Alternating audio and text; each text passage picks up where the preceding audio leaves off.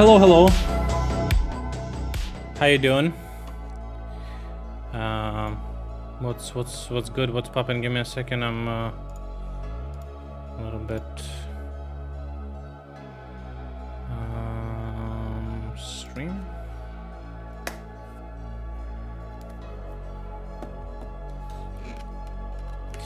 So I started watching a movie. I'm a little bit late right now. I started watching a movie called Ant-Man. The new Ant-Man movie, whatever. You know what I'm talking about. So it's pretty shit. People, I've heard it's shit. I would be guzzling buckets of his cum. Use your I resubscribed for 15 months. Oh, thank you. I shoved a nuke up my pussy.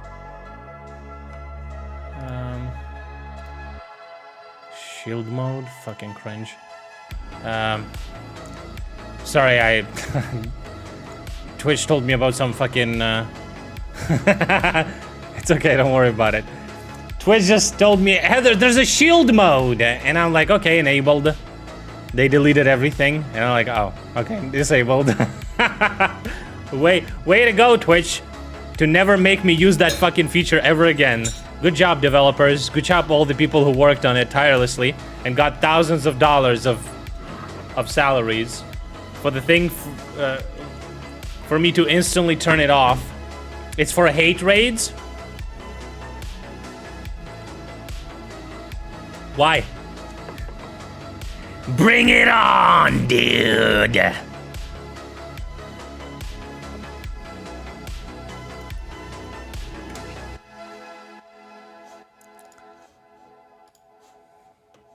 Absolutely useless feature. So I started watching Ant-Man, and the villain in the new Ant-Man is pretty good. It's the guy from, it's the guy who got in prison and they want to drop him. Or some shit like that. I've heard about this guy that he got in a problem and they're like want to drop him from everywhere or something like that. Anyone knows about it? Yeah, what are the details? What's happening? He's a really good actor. I really liked him in the... he was in the Loki show. He was the main villain in the Loki show, and they put him in this movie. He's pretty good. So far, he's the most likable character in that whole fucking movie. Man, what a cringe movie, dude. In the first, I believe, 10 minutes of the movie, Scott Lang's... He bit his girlfriend? Oh. Scott Lang's daughter, whatever the fuck her name is, says that... Oh, he got... Dude, I couldn't believe I'm fucking watching this shit, dude. Now, when people say woke propaganda, that is woke propaganda, dude. So, I'm watching this movie, and in the first 10 minutes... the daughter of the main guy of the Ant-Man, let's call her Ant-Daughter. Ant-Daughter is in the prison. I'm sorry, in jail. And he goes there to get her out of there. And she says, dude, I can't, this is real. It's a real movie. She says, I couldn't stand and watch the homeless people getting rounded up by police, okay? They're people too, okay? And what am I supposed to do? Just stand aside and do nothing?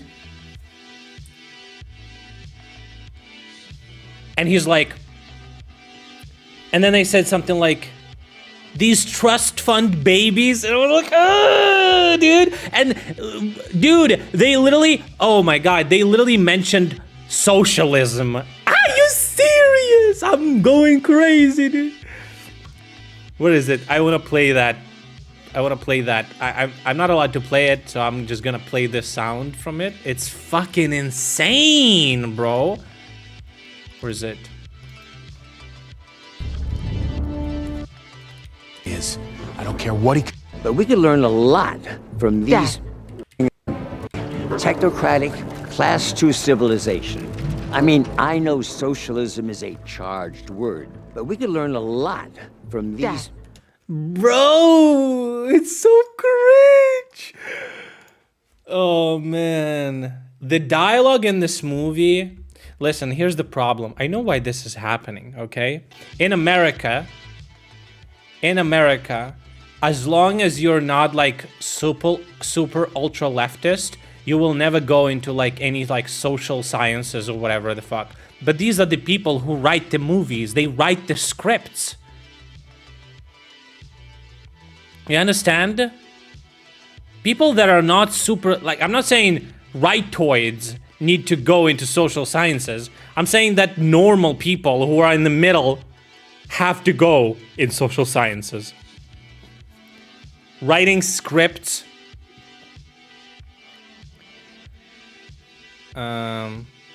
Ants kinda are, but it's silly in the movie.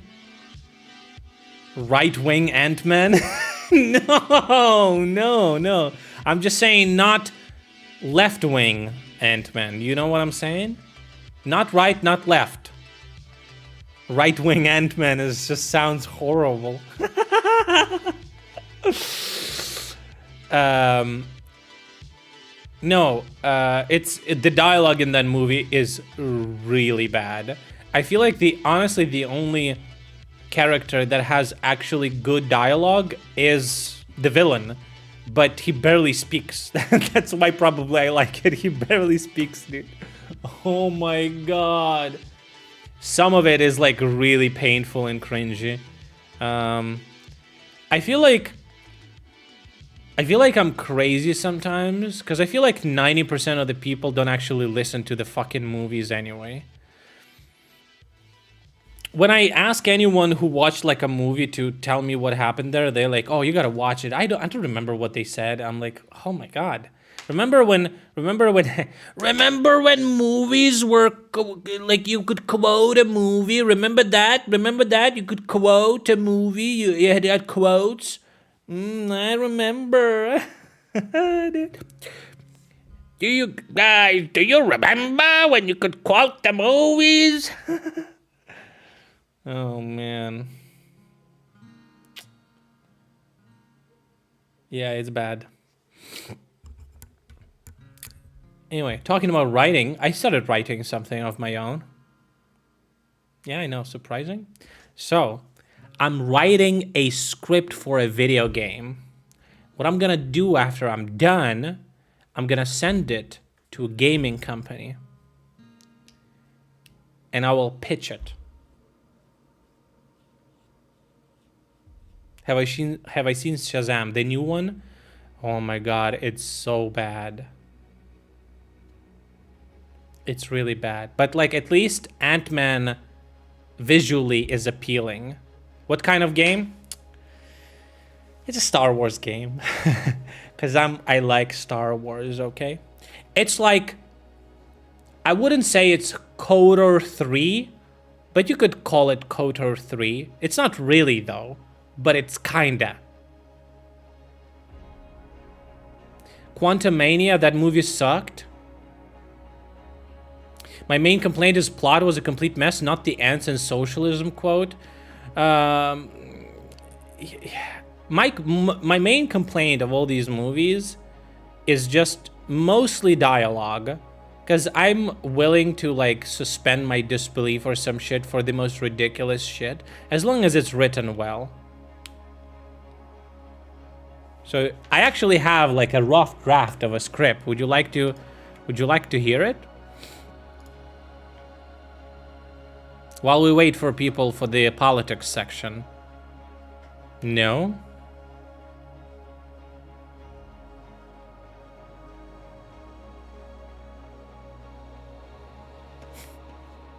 Bruh. Yeah, I actually wrote it, but it's a draft. You know?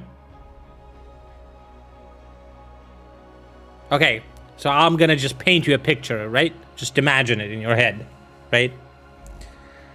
So, the game starts, you see a spaceship, a very like good-looking, expensive, exquisite spaceship land nearby an old temple. It lands so near that it actually scrapes the side of it and hits it, kinda. Door opens, and the main, not big, medium class, not big spaceship. The door opens and the main character walks out. Think like Mass Effect, where you have a man or a woman that you can choose, but there's no character creation. You can just choose if it's a female or a man, and that's it, right? And it's like a pre-selected face, right? So your character walks out, and it's all a cutscene. Okay, I'm describing you a cutscene. No, I wrote it. So then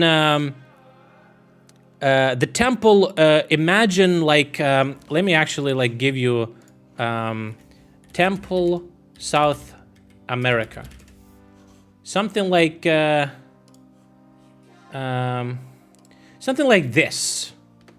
Something like this. Imagine a temple like this, right? But maybe like more grandiose and bigger and stuff like that, right? So the spaceship, like, let me just copy this, paint. So this spaceship, you land like, you like land almost on half of it, right? But imagine this temple is like really big and shit like that, right? So Yavin style, yeah.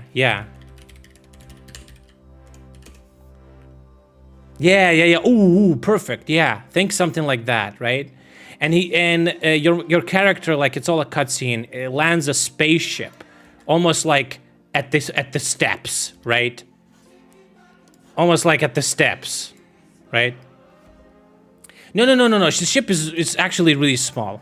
It's like for one person, right? But it's not for one person. It's like a smaller than Millennium Falcon, whatever the fuck, right? And your main character steps out, right? And starts scaling the steps. When your character, like, imagine that there's no steps here. You have to go inside the temple. There's something inside the temple that your character wants. Ooh, that's actually a good idea. I could use AI to generate like a rough acid video of what I'm thinking. So your character walks inside the temple, and this is, and you get a little bit of a gameplay. So imagine like Prince of Persia, running, jumping, wall running, shit like that. And you go through this like, because the temple is all dilapidated, and you need to find a treasure. There's a treasure in the temple. You reach the middle of the temple, and you see a Sith holocron. You're the bad guy. And all of a sudden, you see 3 Jedi are like, finally found you, fucker. And the other one is like, you're going down. You know how many Jedi you've killed? And he's like something, and he says something like, about to add 3 more to the list, yo. You know? And the 3rd Jedi is like, why the fuck are we talking to this motherfucker, right? Let's just kill him. So she jumps at you, or he, whatever, and your character just fucking slices her head clean. Bro, it's an R-rated game. No, it's not R-rated, but it's gory as fuck. Ugh, let's go. Star Wars gory game about Sith? Never gonna be made. But it's gonna get dumbed down, PG-13. Anyway, you cut off her head, and then it starts. So you start. It's like a first boss fight, right? And you have like force push, lightning, fucking choke, whatever the fuck. You have all the abilities you've seen in previous video Star Wars games. So you fight 2 Jedi. You kill them, but they like chop off your arm and like fucking slice your body in half or some shit. So you're like barely fucking surviving, right?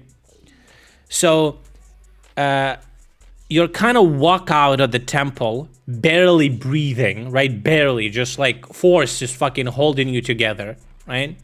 And you want to go down to your ship. But you overhear, the Jedi has like comms, and you overhear is like, come in. Were you successful in capturing the Sith? Come in. And nobody's replying. He's like, I think they're dead. Okay, hit it. And your guy is like, or woman is like, hit it. And they bombard the temple from the fucking cosmos, dude.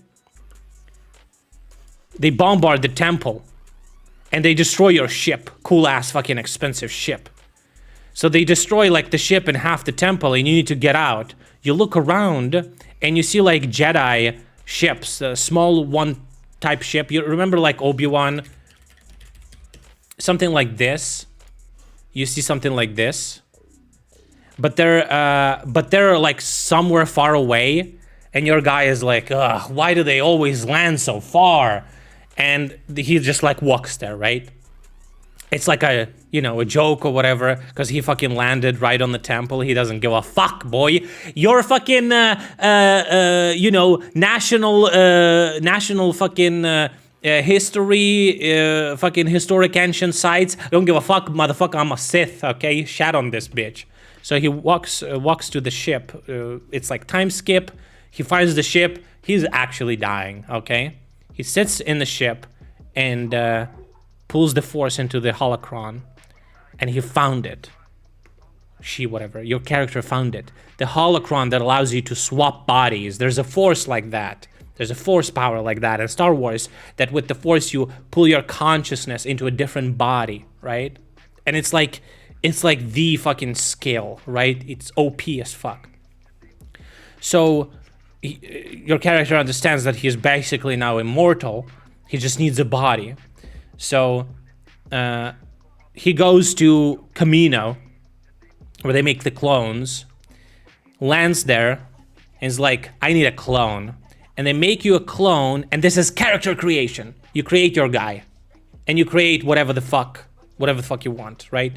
You customize it, however. So, like, technically, it's like explained in the Star Wars lore, basically. That's character creation, right? So it's your clone. You make it how you want it. So then he performs the technique and transfers the consciousness into this clone. Wakes up in the new body. But there's a problem. He doesn't feel the force. You got severed from the force. You're like fucking cucked now. All your fucking abilities gone, dude. Okay? How they like to do in video games. They give you that taste and then they take it away. So, we're doing the same thing, dude. Hey, I'm not here to fucking come up with a wheel, you know? If it works, it works. So, what do I have next?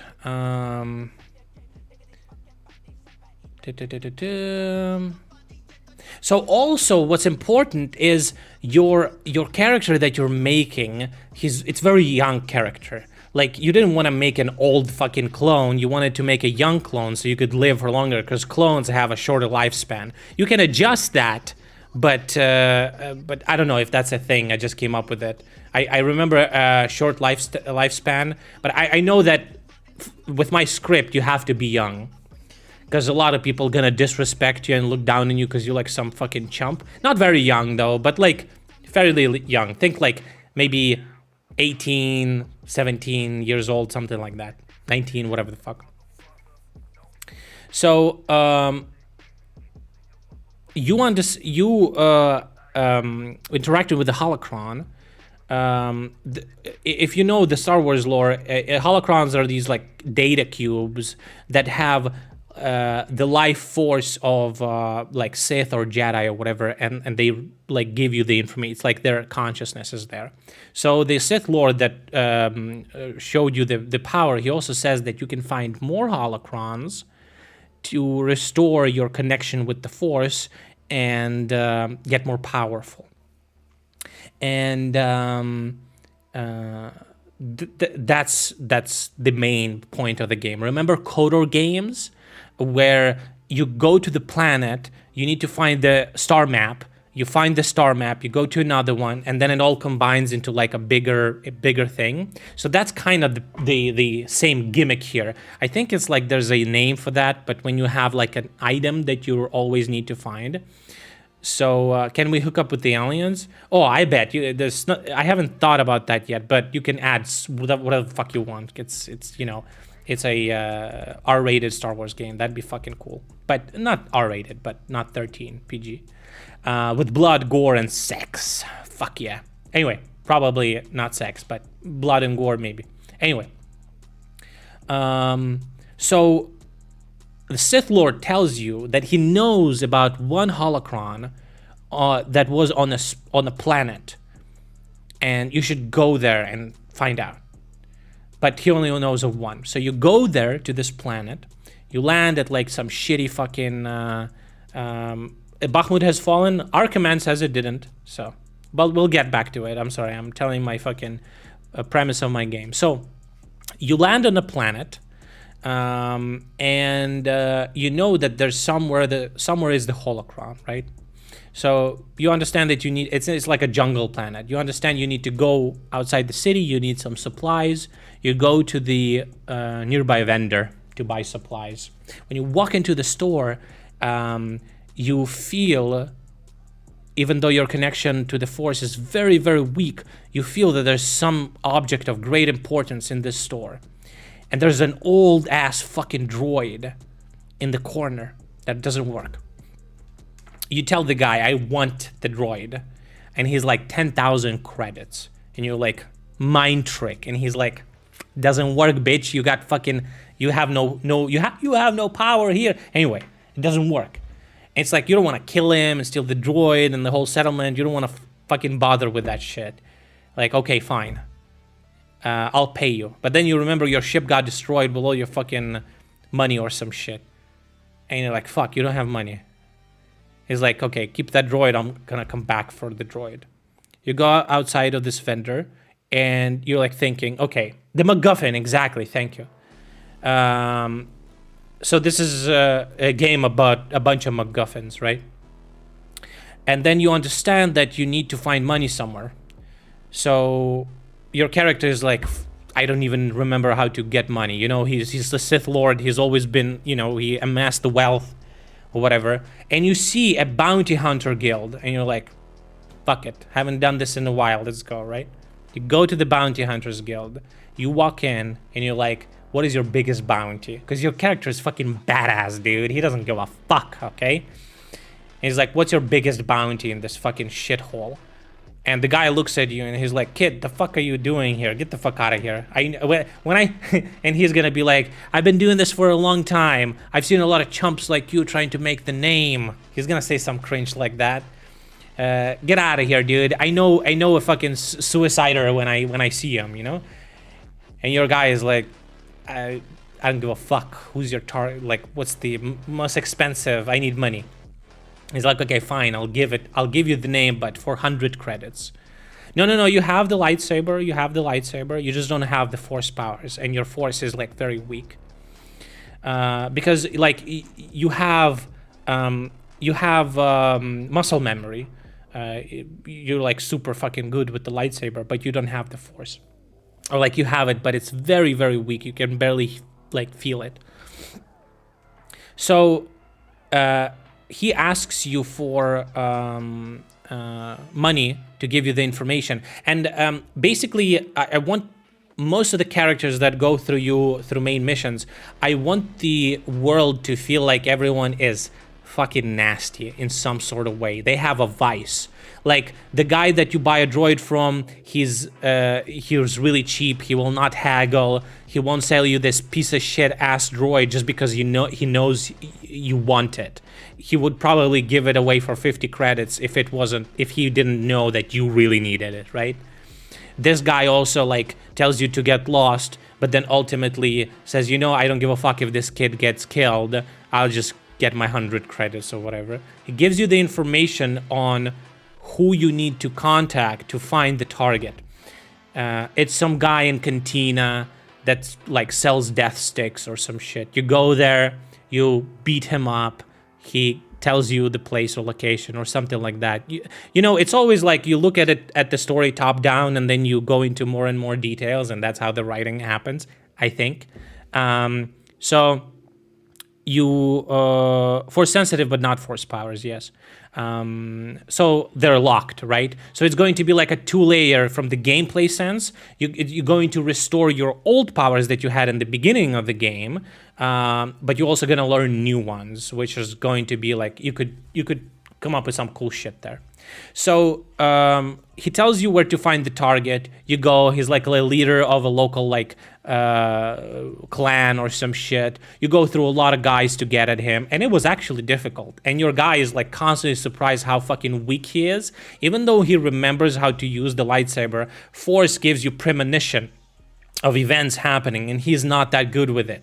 So like deflecting blasters is really hard, and like fighting dudes, it's like physically you're very capable, but you know, so that's like also a mechanic on that, right? So you find the guy, you kill the guy, you go back to the bounty hunter, you collect the bounty, you give the money to the guy to buy the droid, you buy the droid tells you basically російською ми не розмовляємо в чаті. Українська або англійська. Або бан. Три блядь. Anyway. So, droid is an ancient droid. He knows where the holocron is, and he tells you basically where to find the temple. You find the holocron, right? Boom, one done. And there's not like there's a finite location, a finite number of. I read the chat. A finite number of these holocrons. Ну нахуй тоді пішов, блядь. So, anyway, are you Estonian? You can speak English. Don't speak that fucking orc language in my chat. I'm warning you.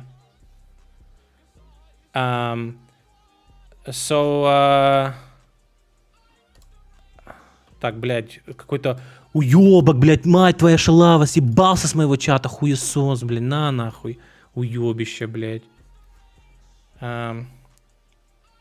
Okay, yeah, I have it written down, but I've been thinking a lot of it for today. So, you get the holocron. I didn't really come up with like what the first ability is gonna be, but I really wanted to be like something cool. I want Star Wars to be cool, because this fucking game that I played is kind of cringy. It's like a good game, but man, it's kind of cringe, bro. I want it to be good dialogue. I want it to be mature. I want it to be like, you know, your main character doesn't. It's like, think of Kratos. I really love that writing. It's like, he doesn't talk a lot. He's straight to the point. He only wants to hear the information that he needs. As soon as he heard it, he's fucking out of here. He doesn't chit-chat and bullshit like that, right? I love that archetype. And you could play with it a lot by surrounding this character with a lot of different characters. And it's interesting, the interaction. It can be comedic, it can be dramatic, it could be all of those things. I think it's really cool. So you find the first holocron. In the process of you finding the first holocron, fighting and shit like that, maybe you unlock some of your old abilities back. I kind of like that when they do that in Jedi Survivor. You remember something, how to do it, and kind of you bring it back. So, and the holocron also gives you like some. No. The Ruski was like, he says, I only speak Estonian and Russian. I'm like, are you? Can you speak English if you're Estonian? Don't speak that orc language. He's like, what? And I fucking ban him. Fuck that degen. So far, how do you like the story? But so I wrote a little bit more. So you got the holocron, but you don't. But you know you need to find more, and you want to find more. You want to become more powerful, because you also know that Jedis hunt you.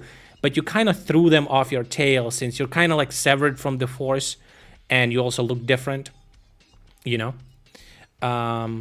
So you go to Nar Shaddaa. If you played Knights of the Old Republic 2, you remember it's like a criminal world planet.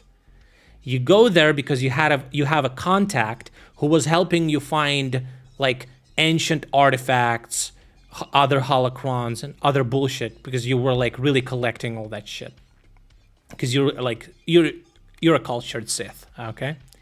So you go there and you discover that he's captured by some fucking mafia clan.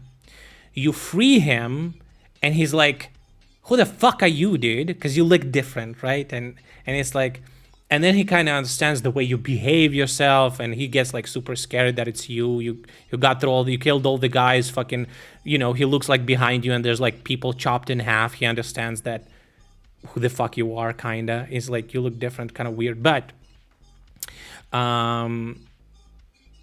you're asking him for information, and he's like a goofy guy, you know, and your character doesn't want to deal with that shit, you know. So you just ask, where the fuck can I find a new holocron? He's like, actually found some cool information about the ancient Sith artifact, but I don't know if it's a holocron or whatever. I just know it's a Sith artifact. I have that information, but they took it away from me because I had gambling addiction, like the Mafia clan. He's like, I fucking killed the Mafia clan. Where the fuck is this shit?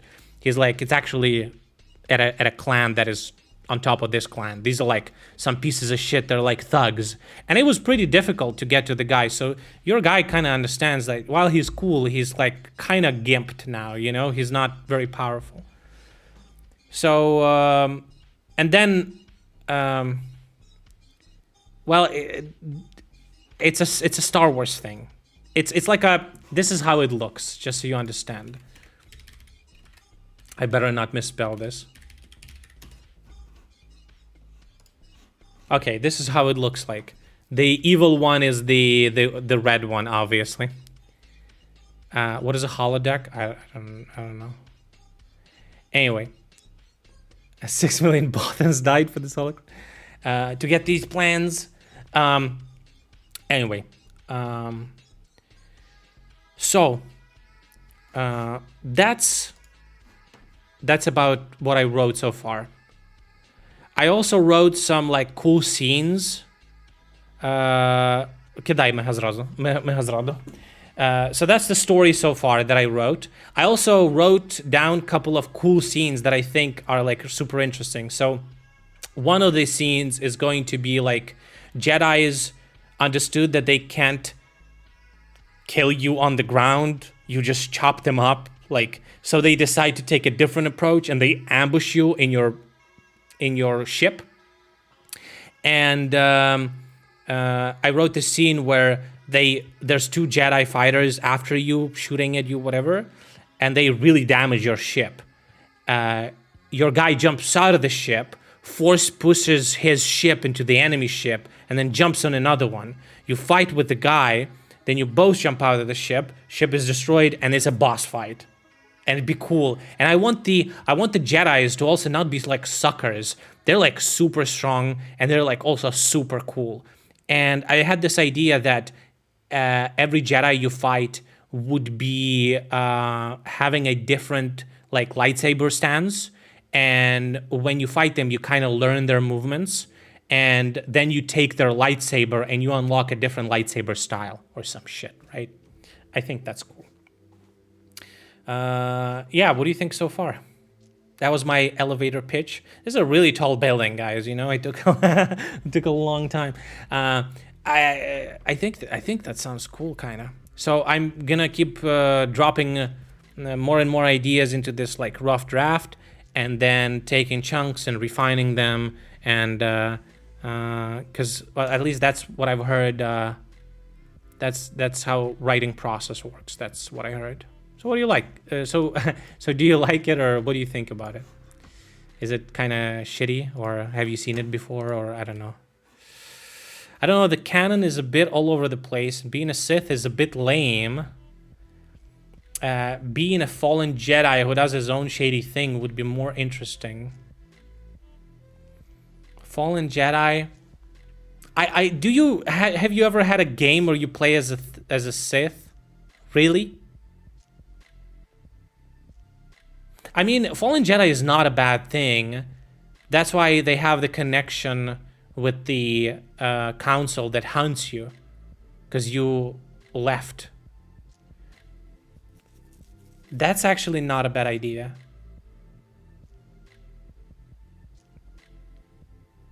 I don't care for Star Wars. I mean, you should play those games. They look like fun. No, but the game could be all about Recovery Sith Secret. So the game is about like hungry for knowledge type of thing. So you want to find these holocrons, and maybe not necessarily they're always holocrons. Maybe they're just like could be like some ancient scrolls of some techniques or some cool shit. Like every time, like you find the treasure, and the treasure makes you stronger. I feel like that's a really interesting gameplay loop and a story driver to kind of like your motivation is clear. You want to become, maybe actually let me write this down. You're actually, that idea could be very interesting. A fallen Jedi that left the Order wants to, because the Order is always about like, oh, you shouldn't learn the bad stuff, it's gonna make you bad, but you're like more open-minded than that. You want to learn everything, and you left the Order because they didn't understand, and you kind of went bad a little bit, and they started hunting you. But because, yeah, that could be interesting. Okay, fallen Jedi as main character.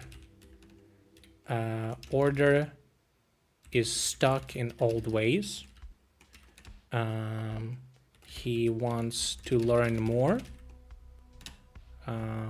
Something like that, yeah.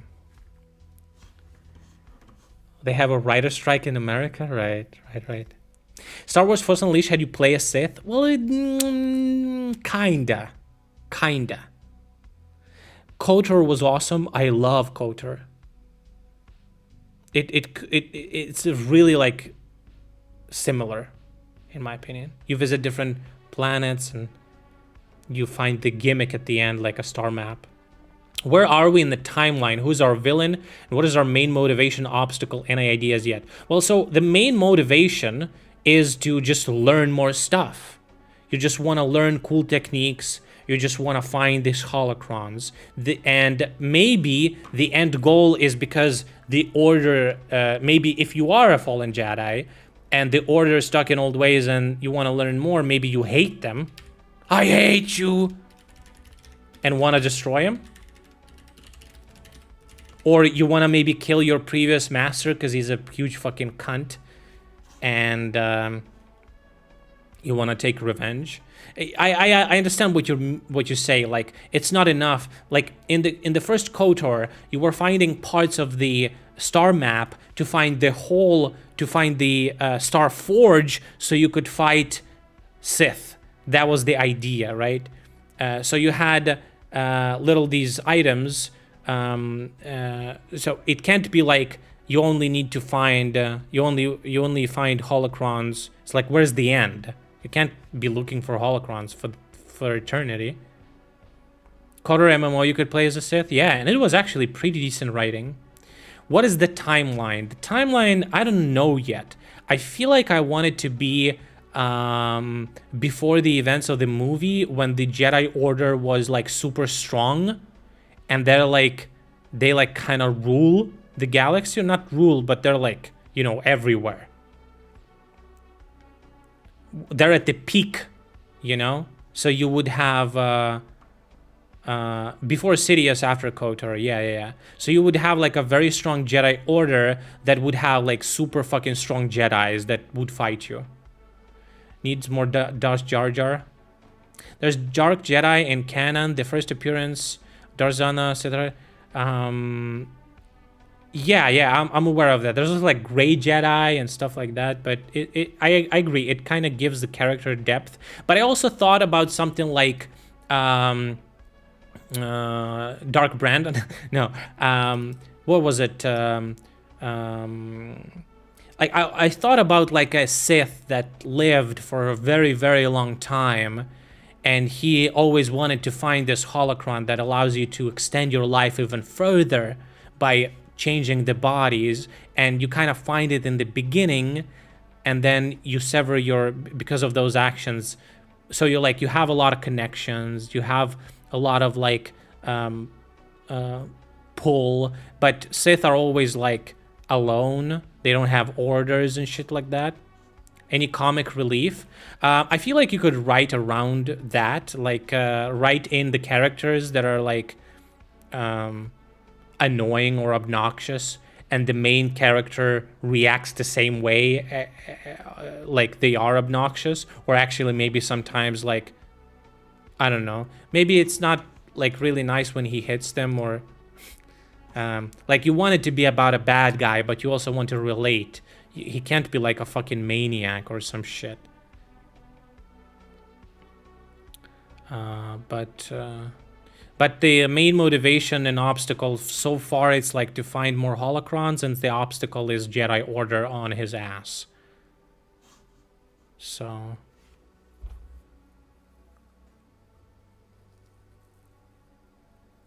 I really liked what they did with like a little droid helper in Jedi Survivor and the previous game. I forgot, what is it, Jedi Fallen Order? But he doesn't speak. He doesn't give you that.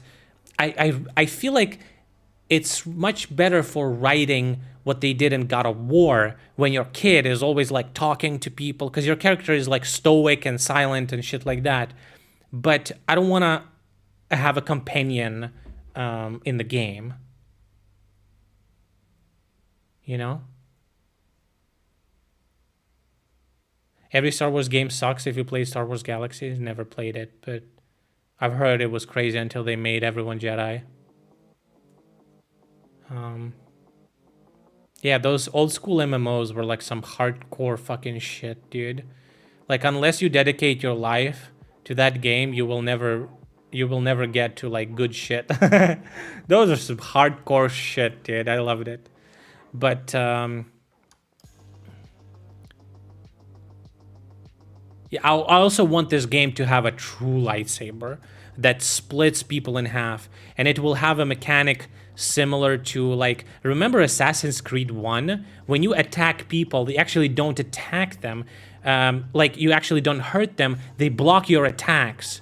But if they block enough times, you go through the block and you like insta-kill them with a sword. I feel like that's a cool thing that you could employ, where you could have a similar mechanic if you're like fighting people. If it's a blaster guy, it's always one shot. You just need to get to him. If it's like a guy with a melee weapon, you have to break through his block to chop him in half in one swoop.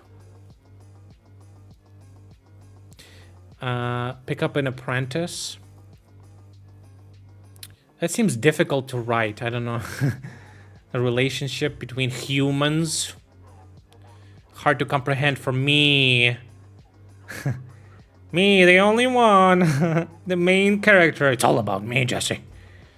The last Star Wars game I played was Star Wars Shadows of the Empire on the N64. Bro, what the fuck?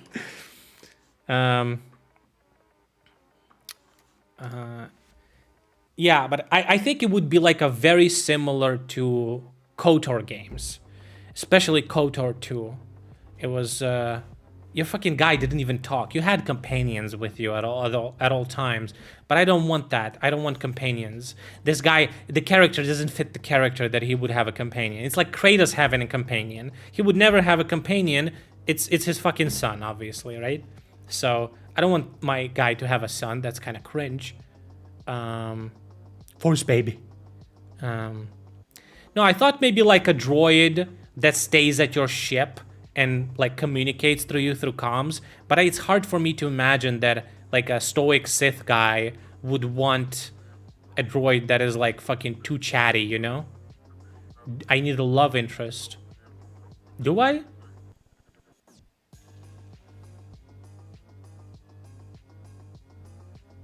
Maybe.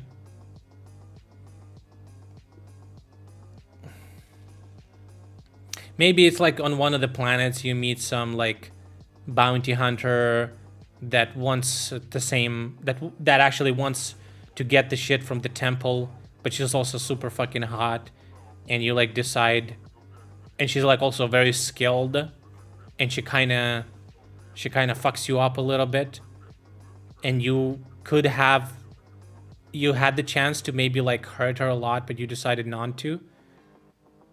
Yeah. And it's like, you know, love, maybe she's gonna make you good again.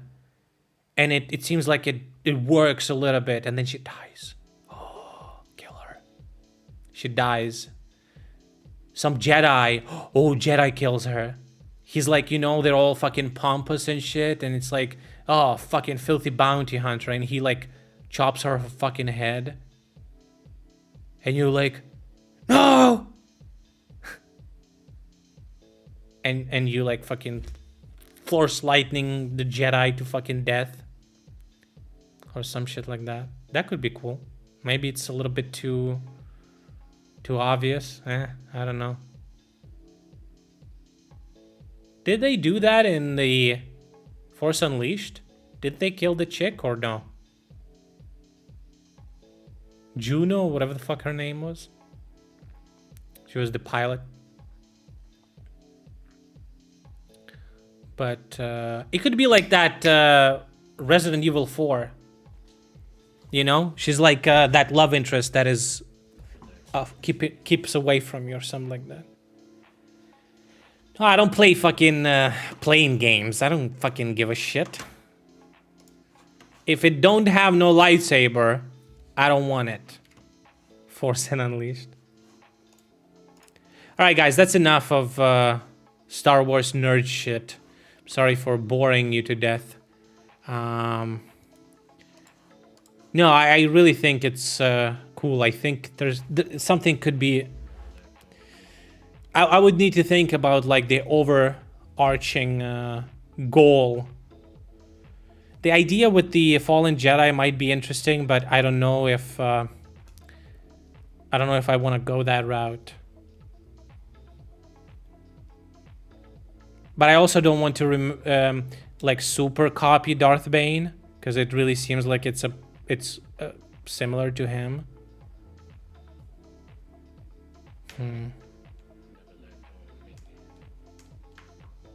But anyway, how you all doing?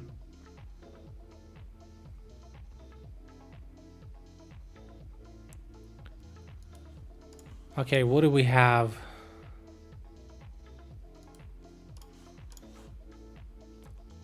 From our news.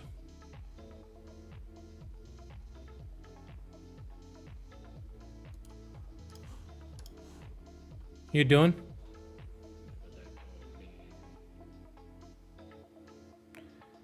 Oh, the Netherlands canceled the deal to sell its remaining F-16s to Draken International. So yeah, easy to guess where they will actually end up. Reuters report that Western backers of Ukraine have already decided to send F-16 fighter jets to Ukraine.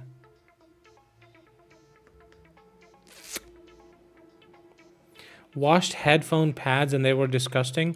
I washed headphone pads in a washing machine one time, and they got all crummy because they like actually like turned into like broken plastic because they had plastic inside, and I dried it and it's cracked the fuck up. Haven't watched Andor yet. I really didn't like Rogue One, so I don't know if I want to watch Andor. In the game, what did I say, bro? Dude, I'm dyslexic. In the game Jedi Outcast, where your girlfriend is murdered because you silly gave up all your Jedi powers, that was pretty devastating when I played. They decided she actually survived and took away the game's depth. Gay die? Because I read game and then Jedi and it turned out into gay die. Sounds really bad, actually. Okay.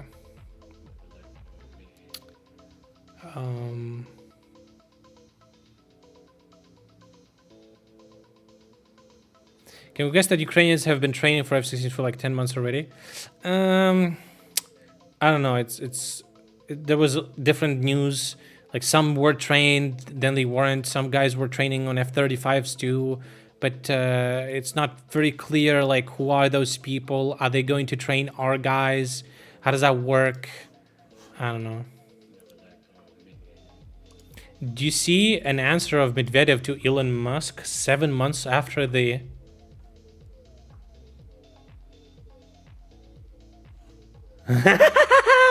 Oh my god. Bro. Dude. Oh my god, this is really funny. You know, Please remind me this. Guys, you have to remind me.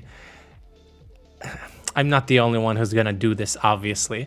But you know what's gonna happen in about a couple of weeks? We're gonna reply to Medvedev. You were saying? Dude, you know everyone's gonna do that, bro.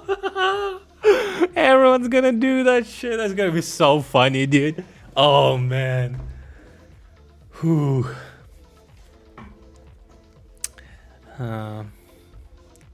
That's gonna be funny. Please remind me. Reply to him in 7 months. He waited 7 months, so he had anything to say. I wouldn't have to wait that long. So 7 months later.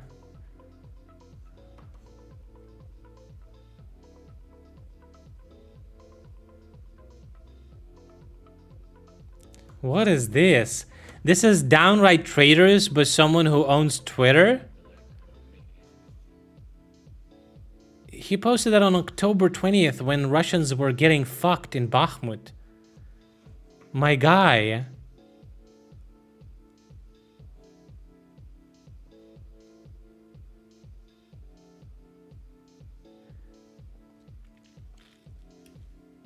That reply was in draft for 7 months. Apparently it can take 3 months to train someone who is already a fighter pilot to as F-16s. Yeah, apparently the time frame is much tighter when you actually know how to fly. So we read an interesting article about that.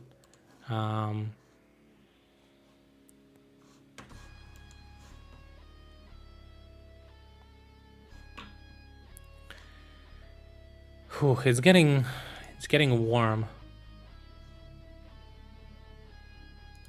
Okay.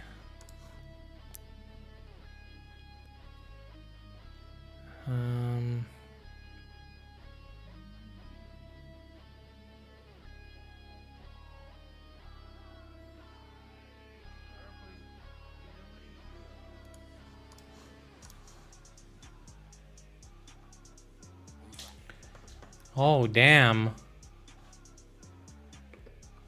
China launched the construction of a new railway bypassing Russia.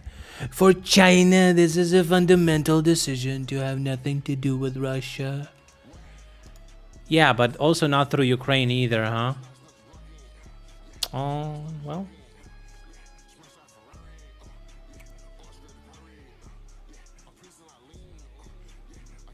Oh, well. We're missing out.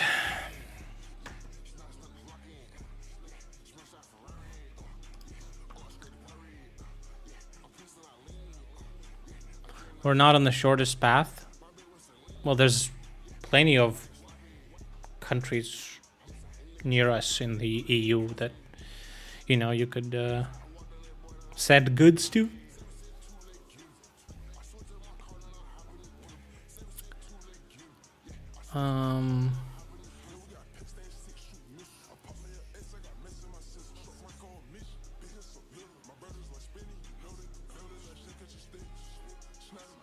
Okay, so Prigozhin said today that they took Bakhmut.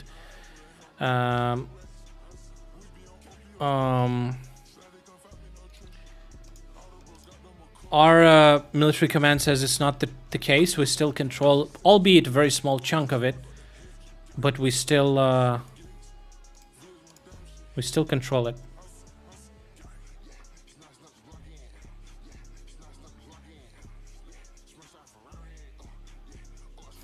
Is this Photoshop? What is this? It looks like a Photoshop, right? Yeah, it is. It's like a meme. Nova Poshta, remember they recently said that we use a civil delivery company to deliver fucking HIMARS and shit. It's fucking hilarious. Okay, let's get through the new zzz. Ooh, it's 27 degrees Celsius. Is that hot, guys? Pretty fucking feels hot, man. Whew. All right. Okay. All UAVs that attacked Kiev were destroyed. There is damage due to the falling debris. There's no information about the victims. It was 18 Shahed drones attacked the region.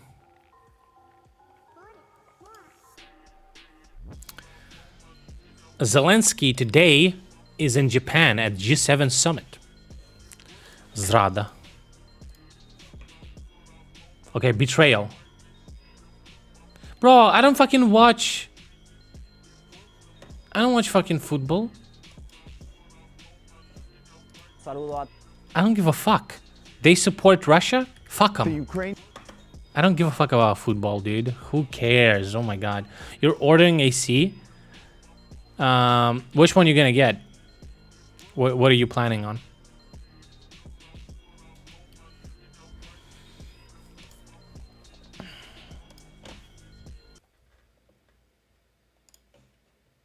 That's him. Look, that's him.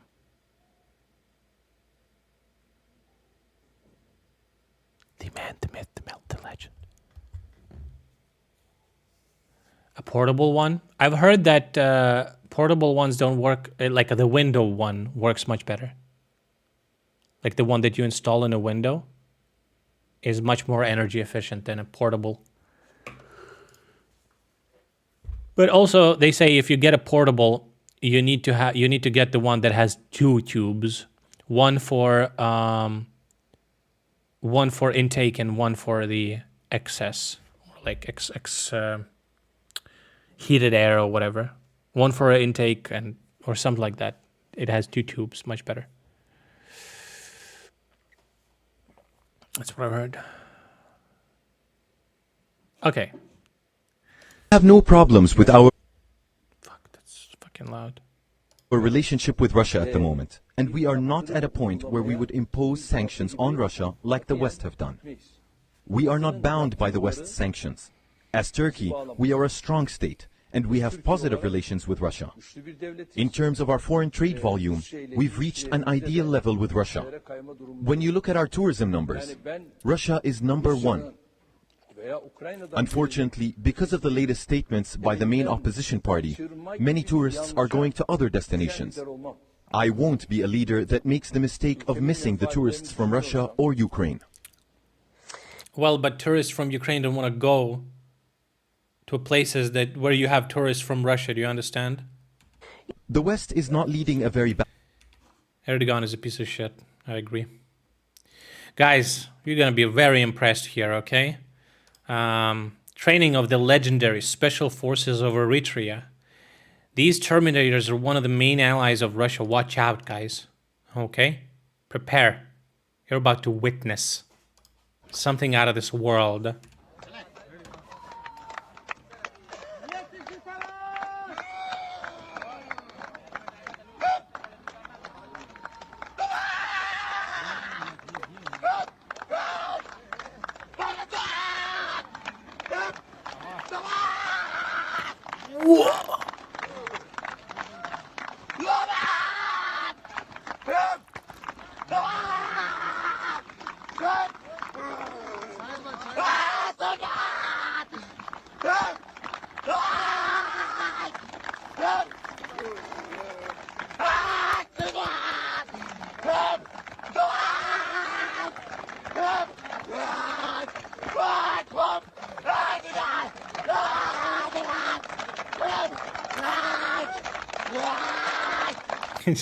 He just walks. It must be a joke. What the fuck do you mean? Are you disrespecting him?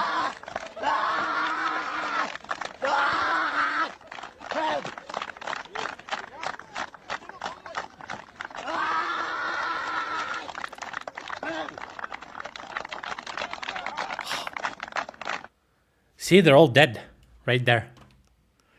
They're just screaming. Hey, it's their culture. Are you fucking racist? Yeah, why did he even need a gun, by the way? It doesn't feel like he actually used it.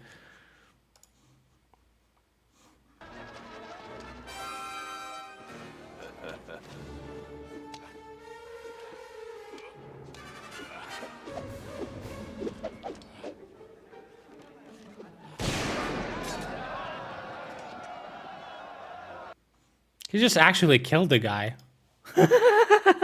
He just fucking killed him, bro. He was like, maybe he was showing a trick, you know? Anyway. So the pieces of the UAV that was shot down in Kiev yesterday actually fell on a fucking reef. Shift your weight. Fuck, man.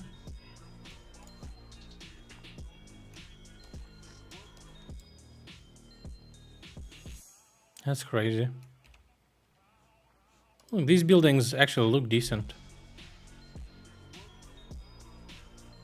Sad. Zelensky in Hiroshima.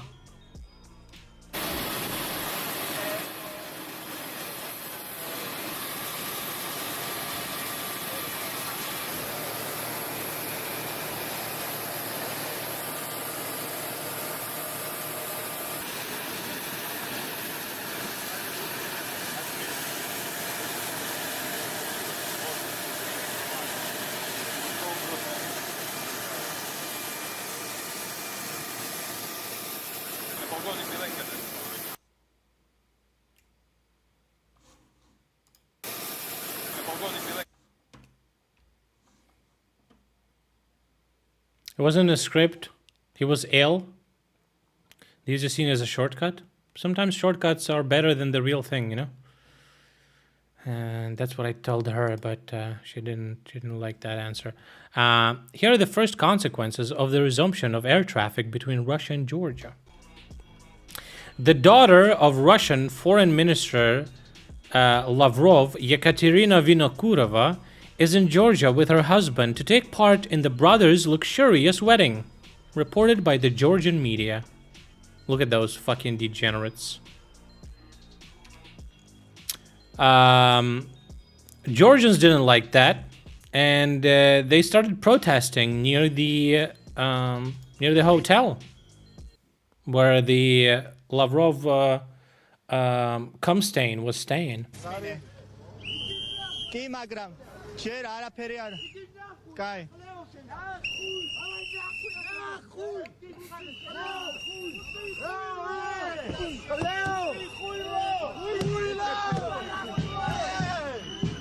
Hell yeah, dude. ავტომობილებს, რომლითაც შემოიყვანეს რუსი ტურისტები, რომლებიც სხვა სასტუმროში იმყოფებოდნენ, ისინი არიან ის ადამიანები, რომლებიც ქორწილის ღონისძიებისთვის არიან ჩამოსულები ქვეყანაში, როგორც გითხარით, ისინი სხვა ვითარება არის დაძაბული, ეხლა სამართალდამცველებს. Russia looks like a teenager throwing a tantrum. Is that what you think? Guys, apparently you're doing war crimes. Like a teenager throwing a tantrum. Is Solovyov's son still getting cream pied in London? Probably. He's definitely a bottom.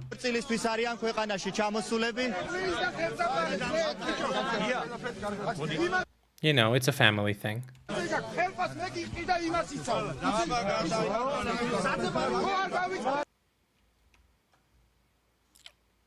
Zelensky met Prime Minister of India, Narendra Modi.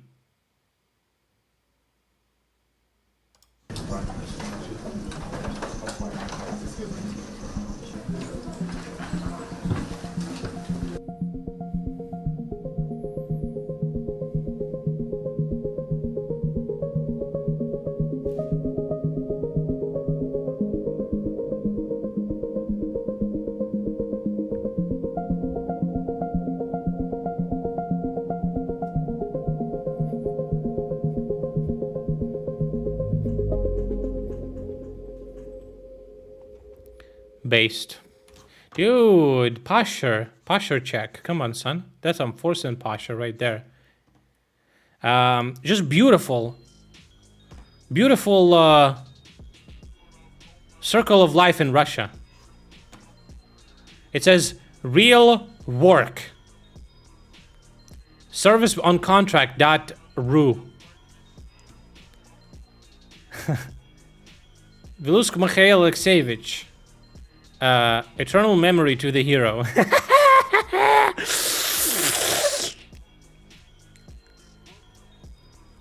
Dead. Fuck you.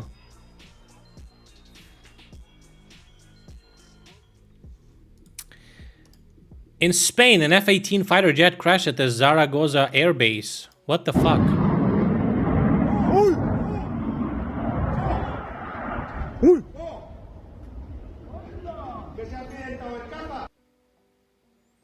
Cameraman fucked up.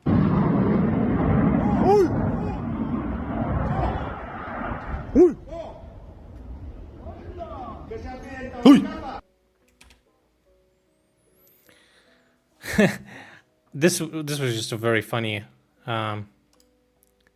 this was a very funny picture, so I just thought it's funny. So the news is some Russian degenerate got a fine of 50,000 rubles because he was calling Shoigu a bitch and asking for the shells for wankers. But this is a funny picture. It says, "Please give shells to my dad so he could come back. Give shells to Wagner, please." It says, "Shell for your dad." Fucking dude. We'll give him. Fuck you.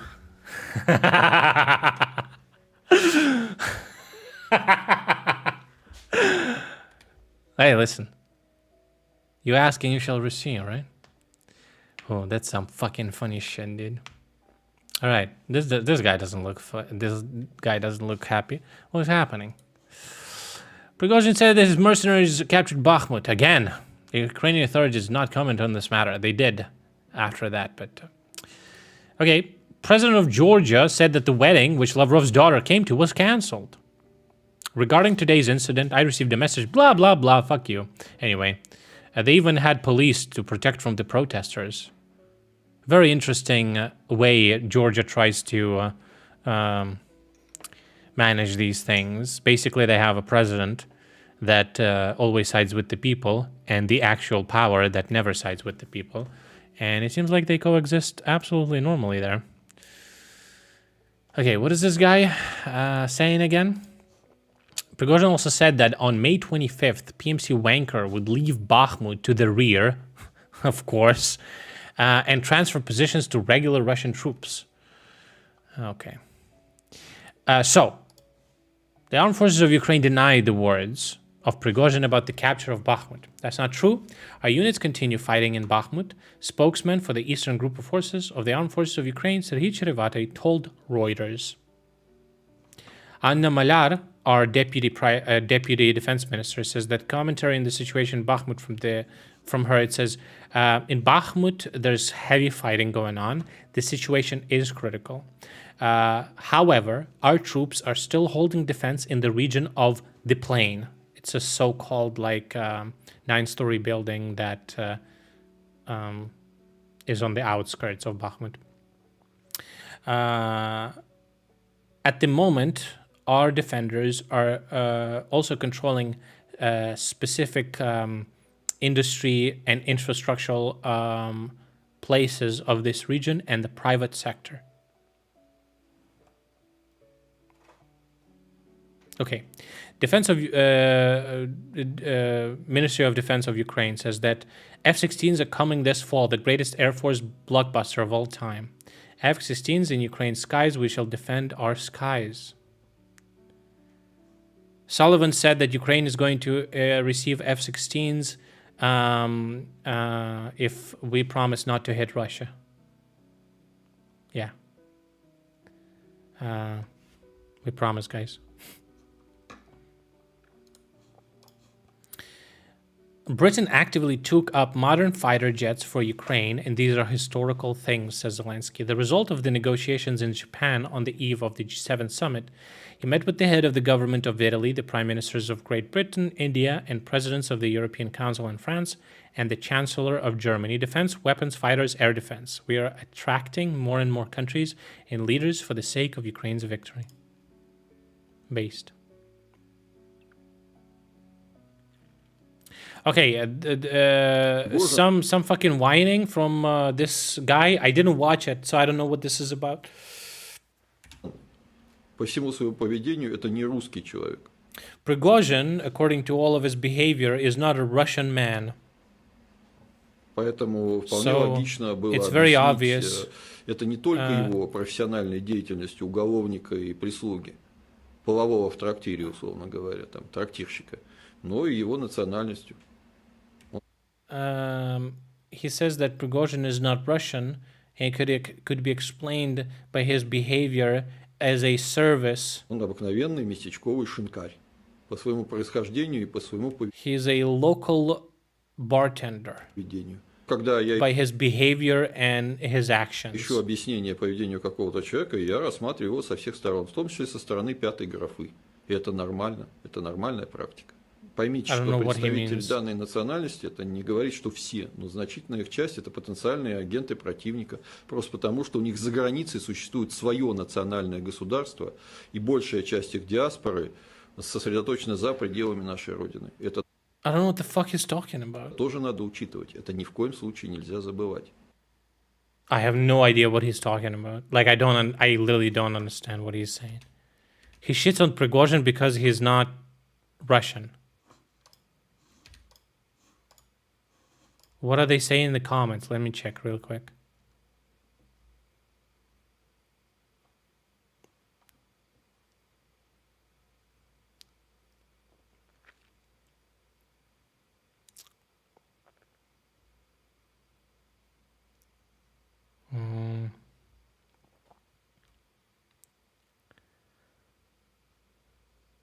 I don't.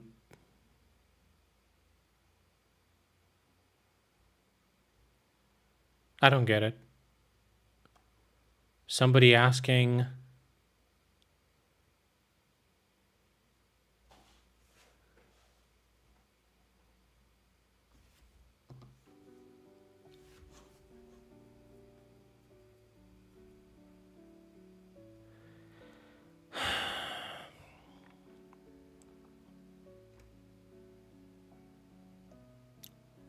Nobody is saying what he means.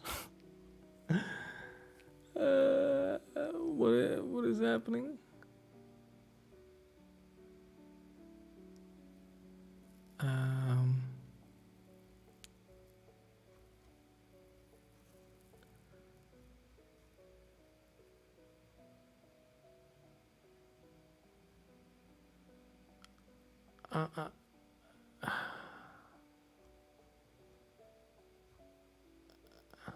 Girlkin losing it and confusing Thompson and everyone else. Yeah, now I just want to know what he meant by that. Like, I don't understand. Not that it matters, but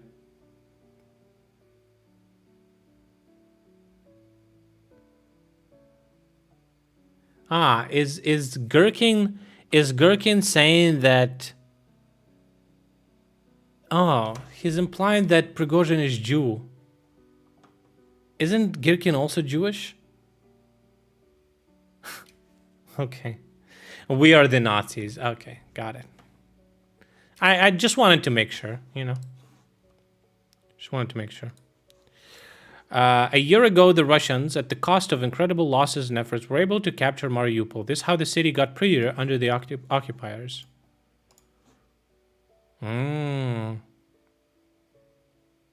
Wow, huh? The Dram Theater, by the way. Holy shit.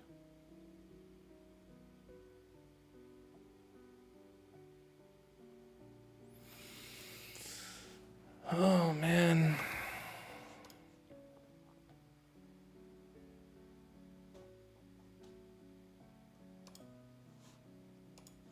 Yeah, we initially planned to get 8, but we had too many volunteers, and now we have a 9th.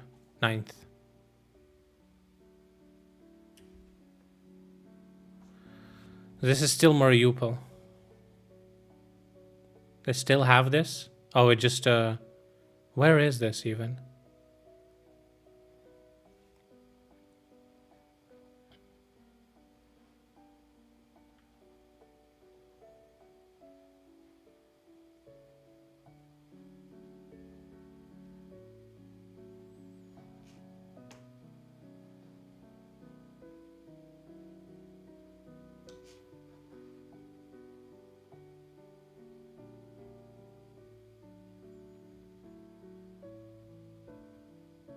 Just a lot of destroyed cars with bullet holes. Civilian cars too.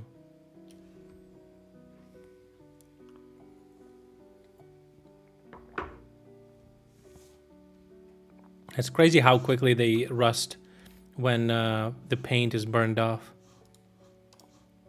The head of the European Commission, Ursula von der Leyen, said that it's necessary to create a real alternative to the Chinese initiative One Belt, One Road. That's interesting. They will try to, like, have some economic changes or something.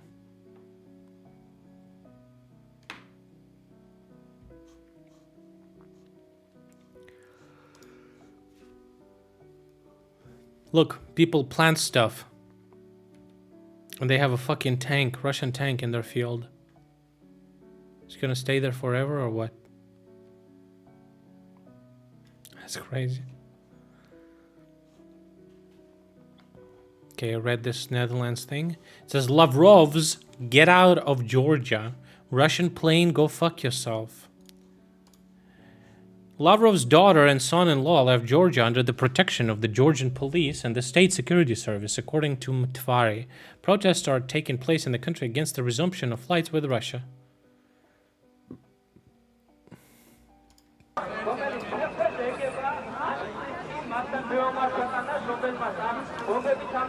Some tanks on Normandy beach is still there.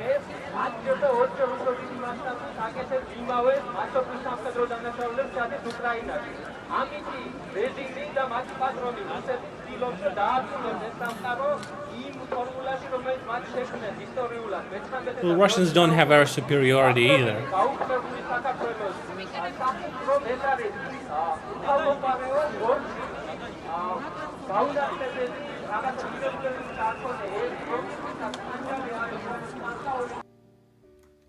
Damn.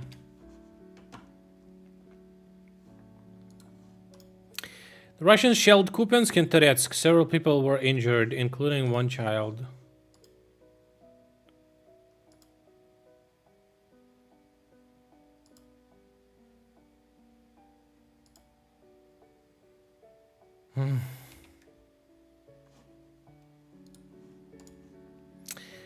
Our Speaker of the Air Forces says that when we have F-16s, we will win this war. F-16 is a multi-purpose aircraft. It works on the ground, air, and surface targets. It will cover Ukraine where there is no air defense.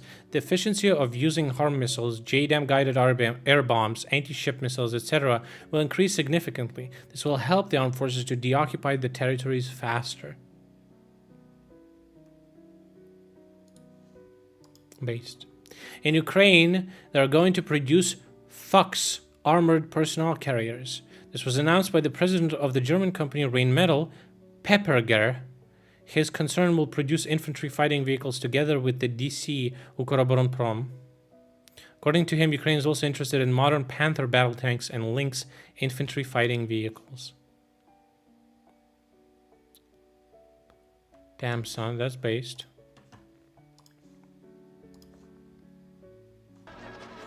Oh, I clicked the wrong link. What's happening here?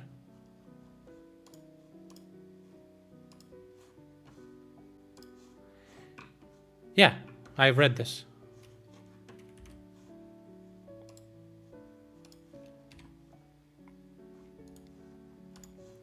The armed forces of Ukraine are conducting an operation to encircle Bakhmut, says the media, citing Speaker of the Eastern Group of Forces, Serhiy Cherevate. Uh-oh! Surrounding Bakhmut?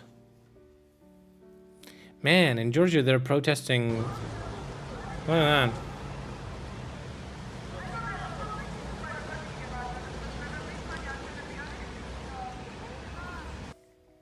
It's pretty based. Not wanting to see Russians that bad in your country. It's pretty based. I respect that. I respect that. Okay, let's take a look at the map. Is there any changes in the map? All right.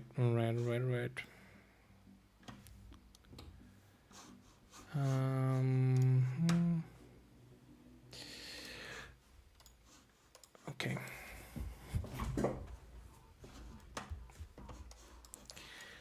All right, guys. Take care of your eyes.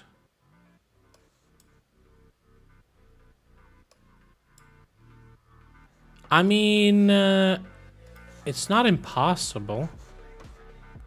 So is this what they want to do?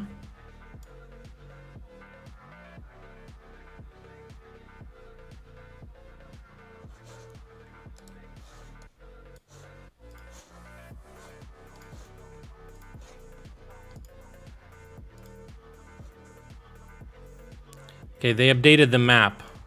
So we still have this point. But we're pretty much on the outskirts.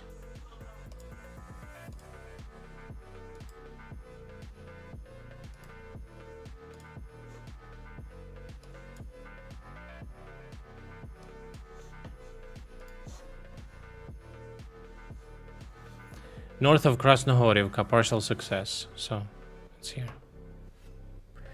Ukraine already had ground-based Harpoon missiles, which Moscow tried destroying for months, but nobody paid attention to it. No news. Good news. Ground-based Harpoon? Oh yeah, from UK, right? Or who gave us? I remember hearing about Harpoon missiles. 150-kilometer range. All right, a Ukrainian counteroffensive video from United 24. Ukrainian counteroffensive. It's been in the news cycle for months, with countless experts in countless countries predicting countless different dates and outcomes. And yes, considering Russia still occupies close to 1/6 of Ukraine's territory, almost the entire region of Lugansk, large parts of Donetsk, Zaporizhia and Kherson, with an active front line stretching over 900 kilometers, that's excluding the border to Belarus and Russia, it is a complicated matter, and there are many ways that this could play out. So, welcome to Talking Tactics, where this week we want to give you a clear and concise breakdown of the known facts concerning the upcoming counteroffensive, starting with the why, moving on to the when, the who, and the how. First, quickly, the why. The stated goal of the Ukrainian government is the liberation and reintegration of all of its territories, including Crimea. Ukrainian President Volodymyr Zelensky reiterated that in the 10-step peace plan he presented at the G20 summit. It is not specified that this has to be by military force, but as long as Russia is not retreating from its own will, there doesn't seem to be any other way.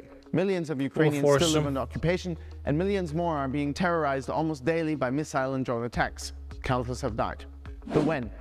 This is war, not the Olympics. While everyone is waiting for this counteroffensive like for the start of a race, it's good to remember that there will be likely no single start date, and it will just happen. Maybe not even with a large blitz attack, but gradually. Perhaps it's already begun, with attacks taking place in preparation for any future larger operations. If you look at the big picture, then everything that has been going on, from the liberation of Kharkiv and Kherson up to the operations in and I mean, around he's not wrong. Like, fuck, look at this map. Like, we didn't really, I don't know, it doesn't feel like people are getting excited by this, but this is a lot of gains. We haven't had gains at all for a couple of months, pretty much. These are pretty decent chunks of territory. Now, it's like fields or whatever, but it's like shaping operations. And everyone's like, we're waiting for the big things. Kind of hyped everyone up. The vicinity of Bakhmut can be seen as part of Ukraine's larger counteroffensive. So again, it's better to look at it as a larger process and not something with a clear-cut beginning and end. The who. The Ukrainian armed forces have established and equipped 12 new brigades. The majority are Western trained and equipped. Examples include the 47th Separate Mechanized Brigade, which received a lot of the M2 Bradley infantry fighting vehicles, or the 33rd Mechanized Brigade, which received dozens of Leopard 2s. However, many of these soldiers have yet to see a lot of fighting, so they will probably be deployed in combination with older and more experienced units. The goal is that the men with Western training and equipment will fight alongside those with the steel-gut attitude of hardcore brigades like the 93rd and 72nd Mechanized or the paratroopers of the 80th and 95th. These have been fighting basically since the beginning of the invasion. In addition to the regular army, the Interior Ministry created the Offensive Guard, consisting of 8 different brigades, including the world-famous Azov. According to official statistics, these 8 brigades total around 40,000 fighters. So, to summarize, Ukraine has tens of thousands of men, over 200 Western tanks, more than 1,500 armored vehicles, a lot of new artillery, mobile air defense systems, as well as the experience and lessons learned from the past year of intense fighting. The how. We still don't know whether in future the Ukrainian leadership will decide to concentrate many of these troops for fewer large-scale attacks, or repeatedly launch more minor attacks on different sections at the same time. We also don't know where, of course. Don't forget, General Zaluzhny probably pulled off the greatest Kansas City shuffle in the world since Bruce Willis made the phrase famous in Lucky Number 11. Kansas City Shuffle. It's when everybody looks right. You go left. Never heard of it. Everyone expected the Ukrainians to go for Kherson, and suddenly they liberated the entire Kharkiv That region. picture, But dude. that brings us to the next point. In very broad terms, we can divide the front line into two sections, east and south. Large parts of the eastern front line have been a war zone effectively since 2014, and for many years, both sides were digging in there without any plans to advance. That's why in some parts, the line of contact never moved, even after Russia's full-scale invasion in February. Because of this, it would seem logical that Ukraine will go for the south, but also there, the Russians have been preparing. Let's pick an example and take a closer look. The German magazine Der Spiegel conducted a detailed analysis of Russian fortifications using satellite images provided by Planet Labs. The first example is from a couple of kilometers behind the Russian first line of friendly troops in the region of Zaporizhia. As you can see, the Russians have built a layered defense that starts with so-called dragon's teeth. These are wedge-like blocks of reinforced concrete meant to stop or at least slow down anything on wheels or tracks. And the open field behind is likely a minefield. Then we have a long network of trenches, followed again by a deep and wide anti-tank trench, followed again by dragon's teeth. In the bottom left, you can see dugouts for large vehicles, possibly tanks or artillery, meant to be able to fire at Cope anything teeth, that approaches. Cope minefield, This example is just Cope a couple infantry. of kilometers from north to south. In some places, Russian defenses have been layered and stretched out for up to 30 kilometers. For example, in the direction of Melitopol. The city, which is famous for having the best cherries in Ukraine, by the way, is the main hub of Russian forces in the south. Melitopol is the largest railroad intersection in the region, located only 65 kilometers behind the front line, and therefore crucial. It also connects the eastern regions with Crimea. If Ukraine captures Melitopol, the Ukrainians would not only drive a wedge between south and east, but it would open up the road towards the peninsula. But also here, the Russians have been preparing. Let's take a look at defenses that have been constructed around Krasnoperekopsk, south of Melitopol. It's a similar pattern to our first example. We see a layered defense, dragon's teeth, followed by Yo, there's a road. We're just gonna take that, bruh. And more trenches. To break through this kind of layered defense, you will need to imply what is called combined arms warfare. So using different elements. First reconnaissance, a lot of artillery to suppress the enemy and keep them from coming out and shooting at you. Tanks, IFVs, infantry, demining, air Provided Russians not gonna run at the first sighting of our equipment. support, drones, and in the best case, even mobile air defense to protect all these newly created mechanized brigades with fancy new Western equipment. It's a lot of different parts of a complicated engine that have to work in harmony and be in constant communication with one another. The longer you take to break through this kind of defense, the more vulnerable you are. The Russians learned this the hard way in the past year. The other option is to avoid and circumnavigate these kind of fortifications, which at some parts of an over 900-kilometer front line will have weaknesses. But this kind of warfare is also tricky. If you take almost any random part of the map close to the front line, you will inevitably see what looks like asymmetrical squares or rectangles. Sure, those are just fields, but you might notice that most of these fields are separated by a thin green line. Those are artificial tree lines, and they've been purposefully planted there by Ukrainian farmers for generations. They're called pasatkas. The original intention was to block the wind and stop it from passing over the fields. But these days, they basically provide the only cover in an otherwise pretty open landscape. So battles and any offensive will take place pasatka to pasatka. And there, you really only have two options. Either cross the open field or weave a path through these tree lines. If you browse a bit, you'll find lots of footage of battles taking place in or around these pasatkas. The whole thing is basically a huge and dynamic chess game, with sides competing for single squares. Especially with the thousands of drones in the air, it's quite a deadly undertaking. He says this is our However, tree line, no matter how fuckers. massive and complex an issue, with thousands of factors to be considered, if this war has shown us one thing, it's that things can change and go in a completely different direction at any time. And also, usually, the unexpected goes in favor of Ukraine. With Western equipment, a general like Valery Zaluzhny, newly trained specialized personnel, and never to forget, tens of thousands of soldiers who have been fighting bravely for over a year, it's still a hard fight ahead, but if anyone can do it, they can. Keep that in mind. Thanks for watching Talking Tactics. Hit like and subscribe, and see you next week. True based. If anyone, it's them boys. These boys! Look at them. Верни на войну прямо едет. Даю команду на огонь. Есть. Вон есть, смотри, друзья, только давайте сейчас заныкаемся. Есть подозра, что нас тоже могут стрессовать. Тихо! С машины!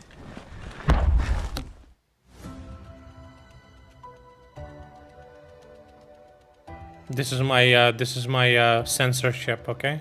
Вітаю, друзі. Мене звати Микола Волохов, позивний Абдула. Я командир підрозділу Терра. Нещодавно рік виповнився нашому каналу. З 24 лютого Excuse me, what is this? Day in the life of Ukrainian M-triple howitzer crew. Hitting an enemy artillery piece, marching. Translated. В основному по техніці, по броньовані савушки, гармати, ну, в основному по артилерії. Зранку була ціль у нас 2.36, це гіацинт. Зробили декілька пострілів. Нам головне знати про ціль, це характер її. Якщо це бліндаж, то нам треба ставити другий підривник. Якщо це якась легкоброньована техніка, то другий підривник. Якщо це жива сила, то інший. Makes sense.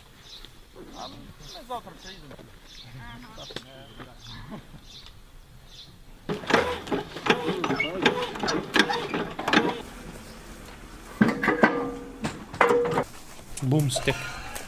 What's up, bud?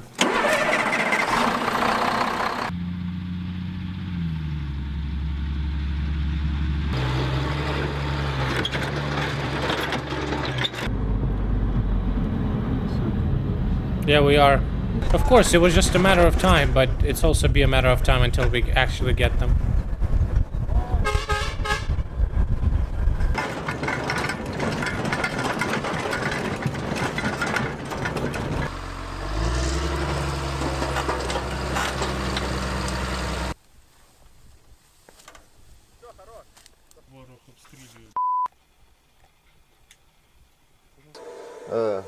Скажімо так, поле дії дуже велике, ми обслуговуємо велику територію, тому все залежить від того, де перебуває виявлена ціль, і від того залежить переїзд і вибір позицій. Да, то по нам прилетів ланцет, їхній ударний безпілотний апарат. Ми працювали на одній з наших позицій вогневих. Маневрував, то намагався він влучити якраз в БК, яке знаходиться в кузові. Ну, трохи не попав, ну так от посікло, там дуги, ось тут на склі він теж є, сюди подолітало. Russian strike drone hit us. We had a couple of scratches on our truck. That's a shame. Paint job ruined.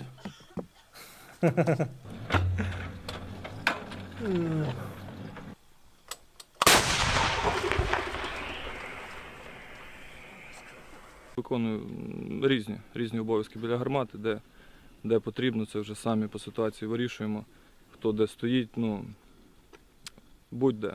Відпрацювали по 2.36 гіацинт, гаубиця. Відпрацювали чітко, кажуть, є ушкодження, все добре. Після здійснення пострілу пілот скидає відео, пошкодження, оцінюємо, які там. Стріляти ще раз чи ні? Влучили. Влучили. Ну, зараз будемо добивати. Попали добре, але є. Зараз буде коректура і буде ще один постріл.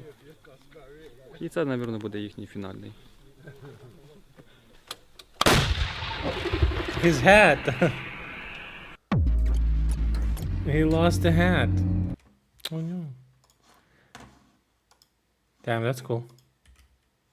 I'm sure we're gonna get more videos підрозділ Терра на війні. from like especially Western equipment, but I'm sure some of it is classified as fuck, right? Especially what concerns Patriots and Iris-T and all that. We only saw it slightly, just a little bit, never how it actually works. Збираємо на дрони для коригування артилерійського вогню, на дрони для скидання боєприпасів, на дрони камікадзе, на боєприпаси до цих дронів. Також маємо Telegram та Patreon. Долучайтеся. I also have Patreon, guys. Get involved. Обов'язково переможемо. Слава Україні! Героям слава. Смерть русакам. Так, друзі, сьогодні наша задача, значить, робота по плановим цілям. Попередньо було визначення місця накопичення особового складу ворога. Ймовірно, там знаходиться БК. Це ми дізнаємося, коли попадемо. Якщо вибухне, значить знаходиться. Якщо не makes вибухне, sense, то не right? знаходиться. От, White guess. погода на кінець радує. Чисте небо, сонячно. It's mirrored video. От, сподіваємося сьогодні на гарний улов. Oh, there was plenty of the footage of them? Oh, then I guess it's not classified, right? We should then. I'm sure we're gonna get a lot of videos when like the full-scale counteroffensive gonna start. Gonna be a lot of Що hype. Тартуха не кошмарить? Ну так, вчора було 4 приходи. Чисто взбодріть. Да. Я поняв. Добре, тоді ми на зв'язочку. А хто перед нами там стоїть далі? Да. А є зв'язок дати на те, що ми будемо злітати з дрона, щоб нас не постріляли. Я перший. Зараз будуть літати наші птиці. Суміжний. Ну так. A little doggo is coming out. Hello. А чия це? Суміжник. Суміжники. Ми з вами старі друзяки, ми ж з Херсона. Все, друзі, там на зв'язі. Що? Little doggo, pet him, pet him! А ми звідси літали ще коли був контрнаступ на коли тільки зайшли. Оцей будинок це була наша взльотка. Можемо дати вам 120-ту запустити.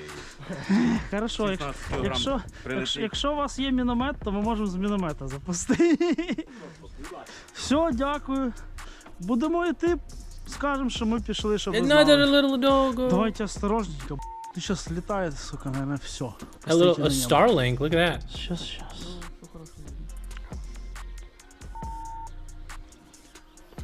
Запись есть? Хорошо. Where will the big Алло. counteroffensive take Да, place? вітаю. Predictions? Дивися, огляд чудовий. Well, I said Ми probably- можемо туди Probably everywhere at this point, but could be Давайте брати in the цілі south. по черзі і починати On працювати. Melitopol, Ви вже на ВПС Crimea. готові? attack in Luhansk. Добре, давайте тоді займайте ВП. Зараз я Mariupol. з вами одну секундочку. Дайте мені секундочку, будь ласка. Давайте тоді почнемо. Attacking in the south is the easiest because it's just open fields. Ще давайте. Щоб у нас. Да, давайте тоді ціль. Я поки проводжу до розвідку за вашою командою заміна АКБ і злітаю на позицію для коригування по цілі. Друзі, так давайте зараз заникаємося, тому що є підозра, що нас теж можуть Everything рисувати, і everywhere автомати all at once, попрячь, yeah. щоб вони так We're не gonna go. лежали. Давайте все красивенько сделаем. How far is it to Moscow? Pretty close. Should consider it. Ну, сюда-то увидим. Ну да, увидим. Тут вот эти здания, конечно, мешают. Ну, под таким довольно Let's be honest, who wants that piece of shit? Достаточно резко. They can keep it. Попробуем, может, сместиться чуть в сторону, чтобы сверху, наверное. Да, мы так-то сможем угол выбрать. Все, саушка наведена, готова, взлетайте. Все, даю команду на огонь. Пострел, приймайте. The air shield.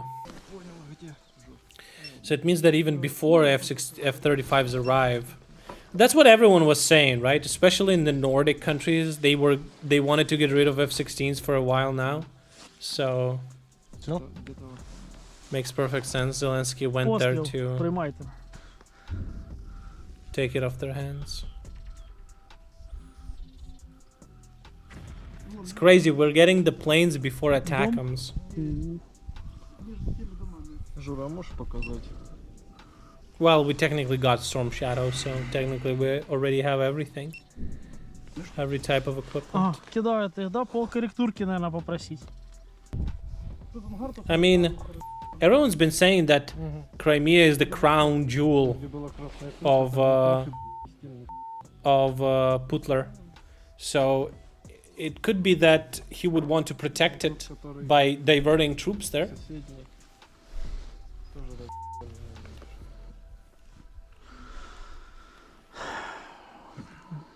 Zelensky will be in the country when it starts. Постріл, приймайте. I'm sure he will. Вот это он. He will need to see what's Yes. going on. Так, она под землей. О, там что-то горит. Ooh. Да, Ammunition слушай, got неплохо. hit, like he said. If it's on А, fire, неплохо. ammunition Давай, is давай, hit. коры. Это вот в этот угол этого дома, походу. Хорошо, это тоже плановая цель. Ну, залетело красиво, как говорится. Пострел. Подзон. How long can you keep the eggs in a fridge? Raw eggs. За ангар. I've had them for a couple of weeks. Да, I'm sure и they're мы good, на right? Замену АХБ. Алло? You're happy Bakhmut is Да, Russian? пане Змію. Ну, що, попали? You know, we all can be happy принципе, about different у вас things. очень хорошо I'm вкусно happy I ложится. came in your sister's ass у вас and your постоянно daddy так. slurped it Ну, up можем like a поработать fucking еще little так bitch he посмотрим. is. But, you know, pretty sure you're not happy about it. Your whore mom definitely cried when I showed her the video. Ну, половину корректуры берите. 3 weeks for eggs? Can't I have an opinion? No. If you're a fucking retard, you shouldn't ever talk. Ban that moron. А вы еще настройки Go fuck не сбили? yourself. Ну, вы еще наведены? Сбили уже? А, еще... Слушай, давай, знаешь, что попробуем? Давай попробуем. Don't fuck your Давай, sister, я заменю though. АКБ, вы попали I gave her a прямо good во двор fucking этого fuck, ангара. dude. Давай один по тем же настройкам попробуем. Чисто глянем, что будет. Потому что, по So идее... you're not это allowed не to fuck her соглашение. anymore. Ну, давай эксперимент проведем, один попробуем повторить. Вот у меня есть ощущение, честно говорю, что вот сейчас, если повторить, то мы еще влепим, например, в ту... Ну, хотя бы, чтобы понять, как. Будет у нас 2 плана вітіля. По-нашому. Вау! Друзі, не стріляйте, то наш дрон! Ну, я сподіваюсь, сильно спостерігається. А ну, сейчас проверим мою гипотезу, успех будет или нет. Пойдет ли в ангар? Куда надо. Или туда же. Вот сейчас, если туда же. Ну, походу, полетели эти, да, Сань? Полетели ошметки? Да. Да-да-да, что-то полетело. Літь можете? Пане Змій, не буду, що це прямий, але шифер полетів. You should install like an RGB light bulb on the drone and then have like a color code that you could change. Закончился наш день полный приключений. Що можна в кафе? If it's like X color today, it's ours, you know? Мы же не виноваты, что мы со второго выстрела попали. Ну, бывает, что нормально попадаешь. Иногда. Там БТР, а там и враг. Хороші враження. He's already banned. Да. It's just a Russian bot, who cares? He's glad that Bakhmut is destroyed. Well, Тор Абдуле. I'll remember that when Moscow is getting fucking shelled. Прилет не возле тебя часом был.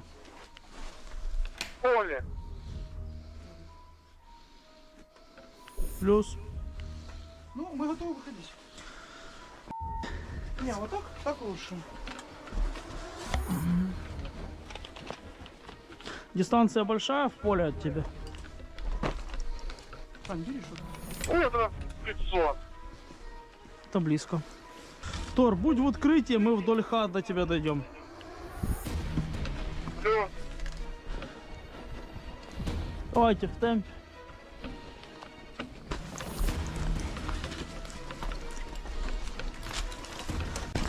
Вот так вот. А думалось, что день закончится без бодряка.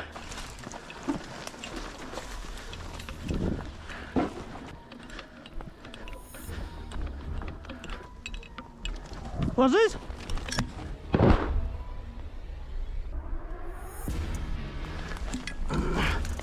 Пошли, пошли, пошли! Oh yeah, you know what's also very interesting? Natural habitat for Russians is inside Ukrainian ground. Давайте в темпе. 6 feet under. Not even Тор, though. движемся тебе навстречу. That's presumed they're getting buried. They don't get that respect. Laying in the fields.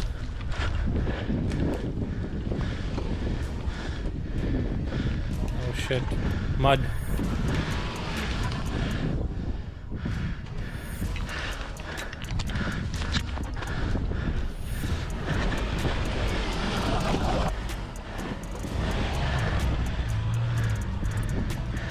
Краса.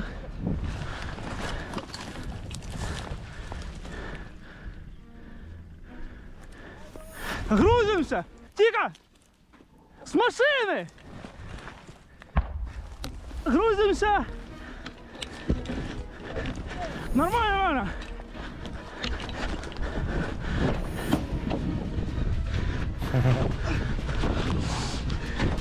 Сука, косы! Их попадают!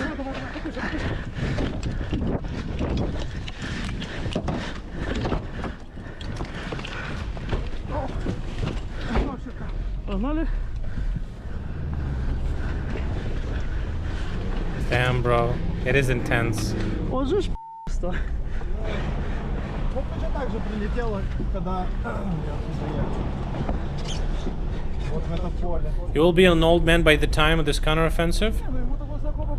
Are you a Russian orc? They usually have a lifespan of 30 years. So...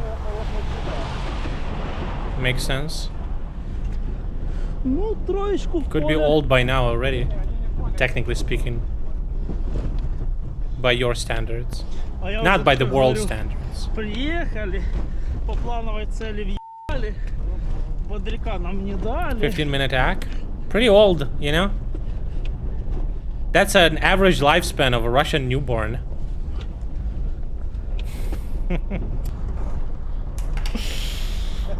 Until he meets the fucking dumpster or a toilet or something like that. А я думаю, ты куда же?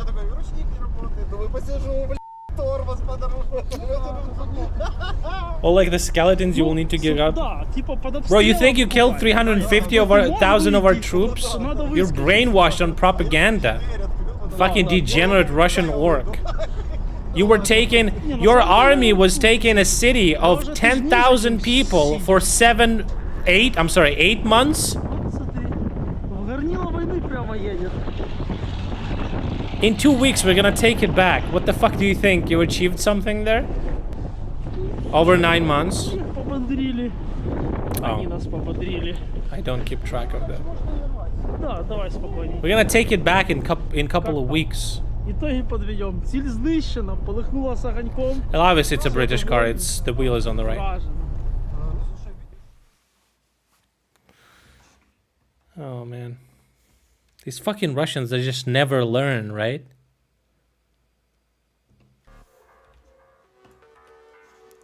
I don't see them putting up posters, "We're here forever," anywhere else anymore after Kherson. What is this number supposed to be exactly? I just assume he's talking about like Ukrainian military casualties. I don't know where the fuck he gets those numbers from. Just comes up with it, I guess. Okay.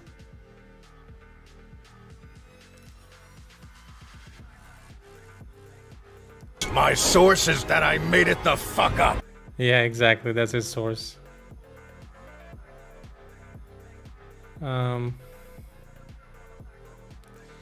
Dude, I'm getting recommended these fucking movies and these fucking shorts. Their English is crap too. They're gonna be learning Chinese now. That's their path. A vassal state of China.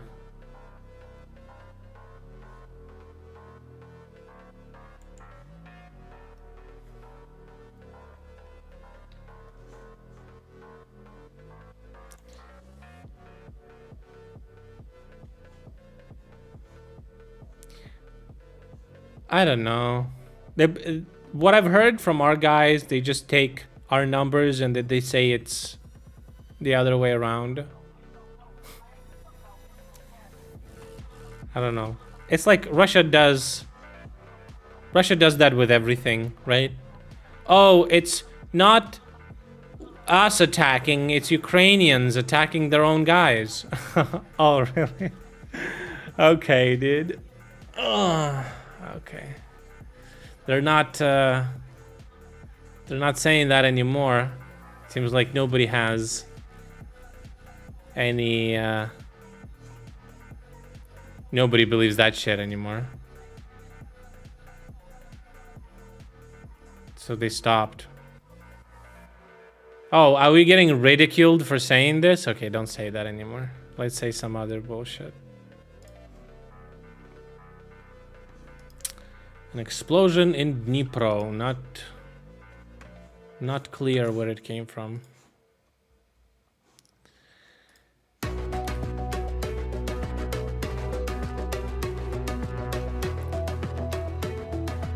So under the cover of dark web, the CIA now launching a new campaign aimed at... Ukraine hasn't released official numbers on casualties.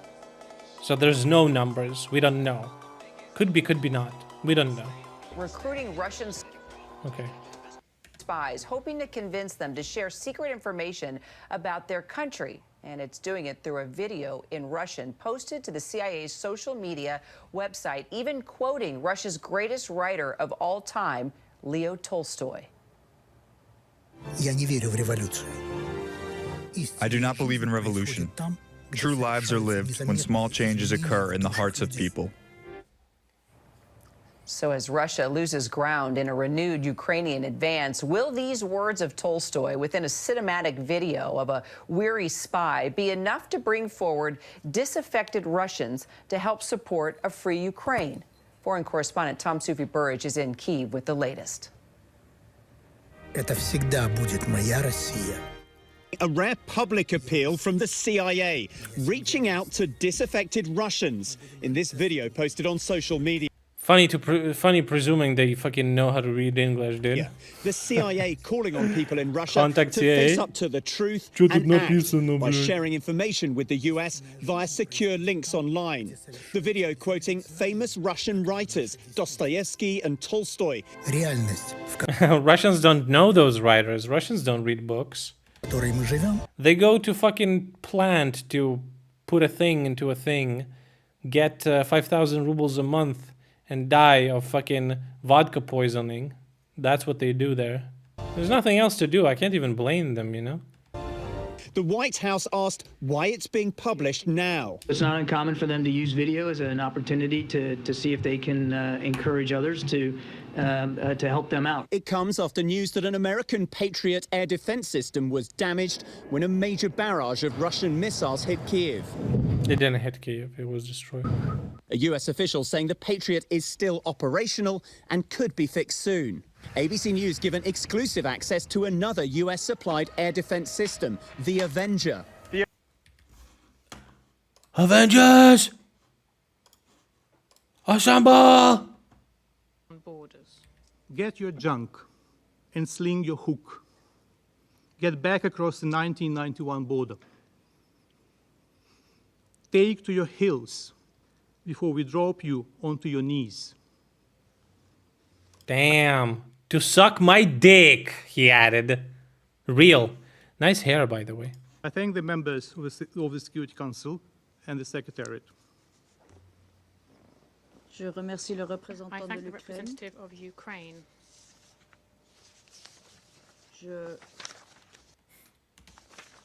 Il n'y a plus There are d'oratrices ou no d'orateurs more inscrits names sur la liste. inscribed on the La list of séance speakers. est levée. The meeting is adjourned. She's like, pretty good.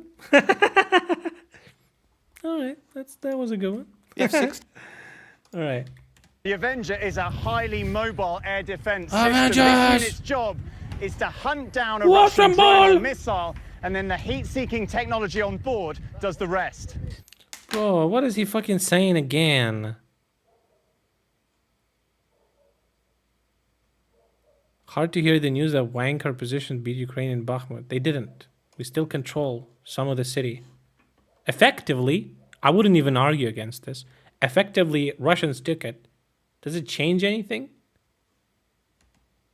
We took more territory in the past 2 weeks than they had in the past 2 months. The US providing 12 Avengers, each one capable And we're of not done carrying yet. 8 heat-seeking Stinger missiles.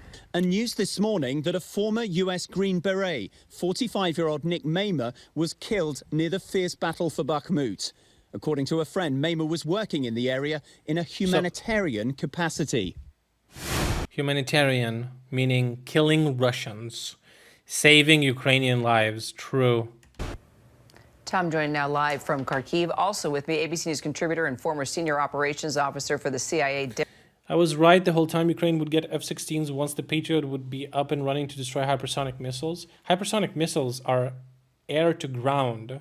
They're not air to air. Daryl Blocker. Tom, you know, I'm just curious about the reaction now that we are getting from Russia over this CIA campaign to recruit spies. You're just being part of Russia propaganda, right?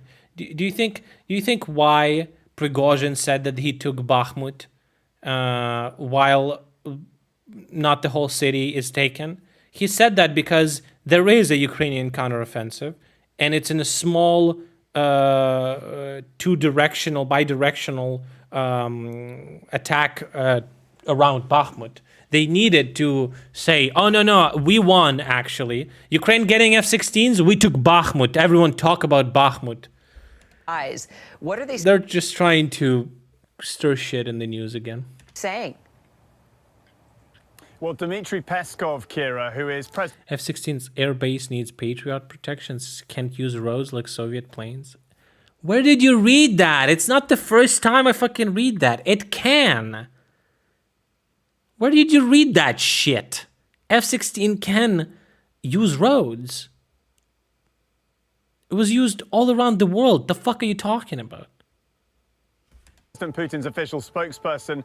Oh, Mr. President, we made these planes that are like really pretty good, but it can't be used anywhere. It needs a special road to launch. Are you serious? No, that would be silly, Mr. President, obviously. I'm joking, right? You can hear the air raid sirens here in Kharkiv, in the northeast of the country. Who's basically saying he hasn't watched the video, he was asked about it. He says that he's... Russian news propaganda, mainstream was reporting it. Mainstream is reporting it because Prigozhin said it. Is Prigozhin not Russian propaganda? You fucking moron? Confident that the Russian security services are monitoring the actions of the CIA, and he says that Russian... Prigozhin made a video, we took Bakhmut. And the mainstream reports on that video. Knows that intelligence agencies inside Russia today are active inside Russia, and that is no surprise to Russia. I think the big question is why now? Why is the CIA You're just publishing this stupid, video buddy. now? I think, you know, sorry. the timing's interesting because it comes just when Russia is under pressure in the war, particularly around that eastern city of Bakhmut, with Ukraine preparing that major counteroffensive. Kira? So, Daryl, you're retired CIA. What types of Whoa, I thought she was about to say something Russians real is bad. the CIA actually targeting here? I think they're throwing the net as wide as they can get it because you never know who's going to, you know, come to the surface, who might have that little tidbit of information, that last piece of the puzzle. So, of course, there's going to be a lot of vetting. Bro, it's such a lifeline. Imagine you're some degenerate fucking Muscovite living in that piece of shit of a country. You have the possibility to get a normal life and expose like some of the crimes of your country. That's oof. That goes into Prigozhin is lying. Is that really hard to imagine? Prigozhin wants to get the fuck out of there. Prigozhin knows that Ukrainian counteroffensive, bro, it's not even chess, okay? It's not even chess, it's fucking checkers, okay? Look at this shit. We are doing some actions. He knows he can't hold this. He knows he's fucked. He wants to take Bakhmut as quickly as possible, say that he took it, and then fuck off from this as far as possible. And when Bakhmut inevitably falls, which Prigozhin understands as well, back to Ukraine, he's gonna say, well, as soon as we left, Russian military is worthless. He already took fucking a dump on Russian military in his video. He knows it's inevitable. And he's gonna leave. He already said that he's gonna leave on the 25th of May or the whole wankers go to like fucking some different country. He just wants to get out of here. He wants to get out of here, man, dude. Okay? That's it. He knows they're fucked. And he wants to say, okay, actually, we took it. We took Bakhmut, and now, did you see how like half of that video was, we took Bakhmut, and half of the video was, we're going back to Africa. He knows it's fucked. He's done. So, don't get confused. Prigozhin just wants to get out of here, dude. anyone who reaches out. Before shit hits but the fan. I Because he already sees turds in the air, you know? And they're about to hit it. think they want to tip the scales and make sure that the people inside of Russia are equally aware of the outcome and not just what's on. Russia is saying they took Bakhmut. They didn't take the whole city.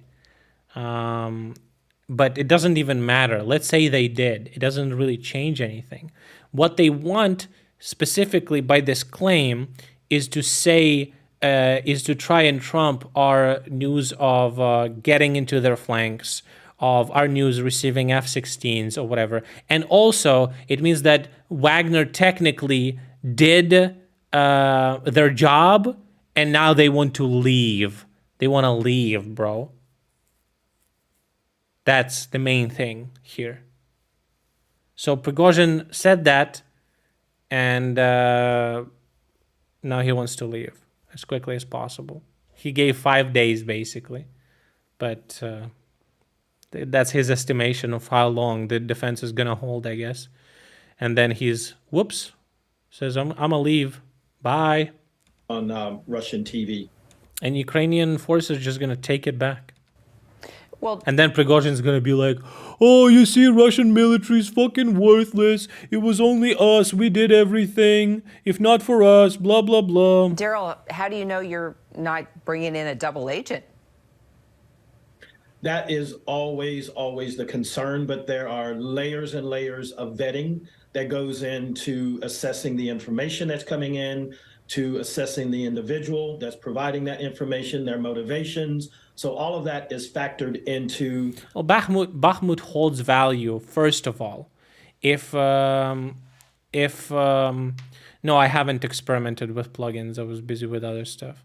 The value is this. I think the biggest value to like a Ukrainian here is it's a city that is relentlessly destroyed, and we don't want yet another city to have the same fate. So if we keep them in Bakhmut, we don't allow another city to also get destroyed. Now, that's the first thing. Second thing, purely like tactically, I don't really know what's the environment, like what's around there. I've heard that Bakhmut like could open up additional attacks, but we have very heavily fortified positions there. And again, Russians don't hold their flanks. Like the statement from our military is that we're planning to surround Bakhmut. Now, again, that could be a lie. Ukraine is gonna lose. Bro, you're gonna run out of people. У тебя и ваньки закончатся. Ты, блядь, русак ебаный, блядь.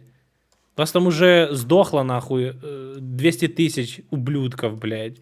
И чё вы, нахуй, Бахмут взяли? Ты видишь, где он на карте, хуесос ты, блядь? Посмотри, ебать. Это я зазумил. А так я тебе сейчас покажу всю Украину, блядь. Там и не видно, нахуй, блядь. Просто подохли не за хуя. И смотри, ебать, мы уже начали, блядь, забирать территорию назад. Через 2 недели, блядь, просто Бахмут будет полностью наш. И ты чё? И чё ты, блядь, потом сделаешь? Ты про это даже говорить не будешь. Точно так же, про Херсон, блядь. Вешали свои ебаные плакаты «Россия здесь навсегда». Где Россия, блядь, сейчас? Хуесос, блядь. Живешь, блядь, в говне, в дерьме, блядь. И лезешь такой «Украину захватим, блядь». Сука, блядь. Боже, хуесос. Просто шляпа, блядь. Не страна, нахуй, а, блядь, долбоебы ебучие, блядь. Иди нахуй, трахни свою сестру, блядь, ублюдок.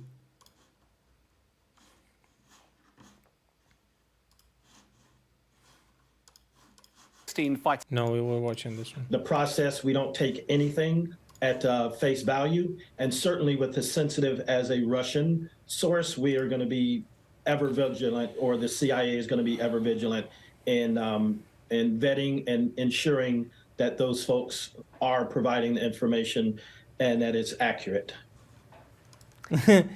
He said Ukraine is going to lose. I told him that how many fucking orcs died in Bakhmut. You can't even see it on the fucking map when you zoom in. motherfucker never knew where. Dude, it's so funny. You know what would be really funny?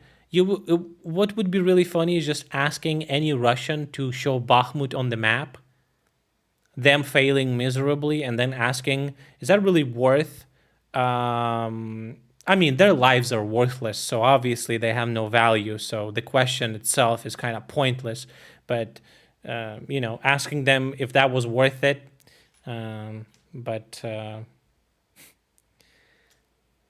The funny thing is, they all understand, unironically, I'm saying this unironically now, they all understand that they're fighting for nothing. They're like, that's why they run from positions. That's why they abandon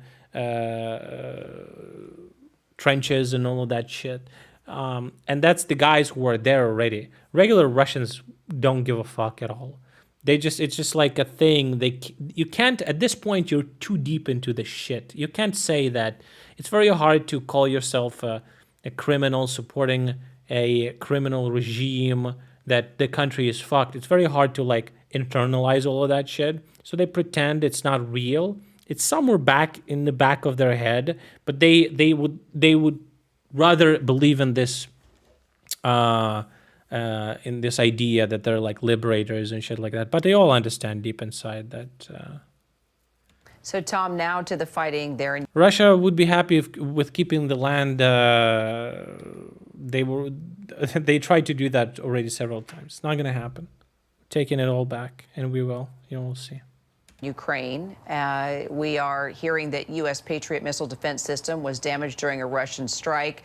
You're also, of course, hearing the sirens there back behind you. Can you just bring us up to date on how significant this strike was and what's happening now this hour? Well, we've got the sirens, as you can hear, just a second ago here in Kharkiv. This is the northeast of the country. I mean, these sirens are pretty regular at the moment in Ukraine as a whole. We're getting unconfirmed reports that there are rocket attacks on Odessa. That is Ukraine's biggest port down in the south. No official comment on that yet. But I think, you know, Russians are upping the attacks in the last few days, and that huge barrage on Kiev earlier in the week. Questions about the extent to which a Patriot battery, this very highly sophisticated, very valuable air defense system, American air defense system, which Ukraine has, a US and a Ukrainian official saying one component of that battery, and all the components are very spread out, one component was damaged. It's unclear how badly damaged. One US official telling not badly, it's already fixed 2 days ago. The whole system is still operational and it could be fixed soon, so suggesting it's not that bad. And air defense is very, very important at the moment to protect the cities, but it's also important around the front lines. If Ukraine is going to go on the offensive in a big way, they need to make sure that the Russian jets cannot gain big air superiority and really then kind of foil the attack. So it is amazing. I actually agree. I think that Patriots are like offensive defensive weapon. Right now it's getting used over our cities to kind of get the feel of it, but I'm pretty sure it's going to be used offensively in destroying Russian planes. Come on. And air defense systems that can shoot fucking shit 150 kilometers away? Bro, that's insane. That's really fucking insane. Major issue. Kira? All right, Tom Sufi Burridge and Daryl Blocker, appreciate you both. Thank you. That's fucked. The Russian planes are fucked. Didn't we say that we already destroyed one in Belgrade? Like, we just shot down a fucking Russian plane in their airspace. That's fucking funny as fuck, dude.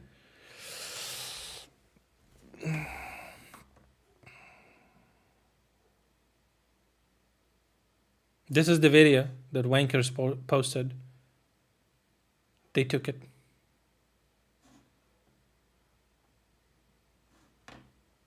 Everyone is quoting that video.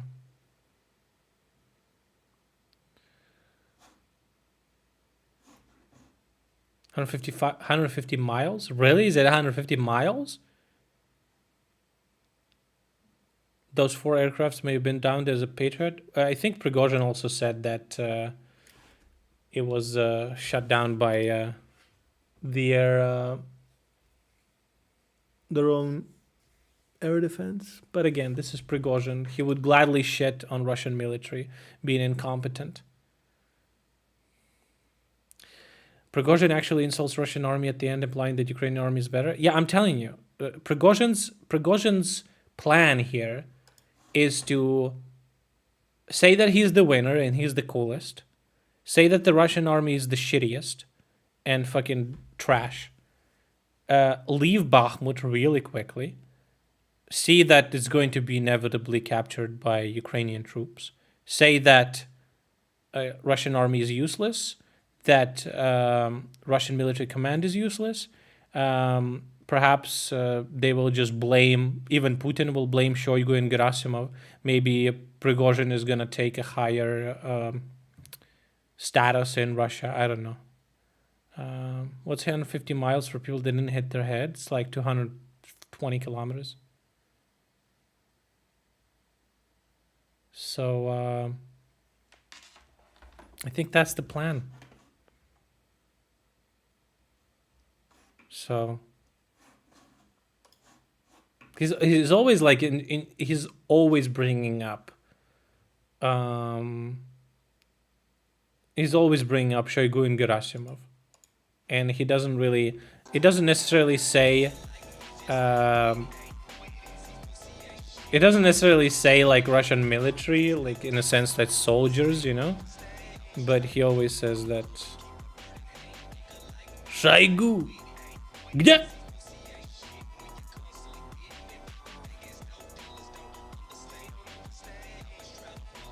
Shoigu you.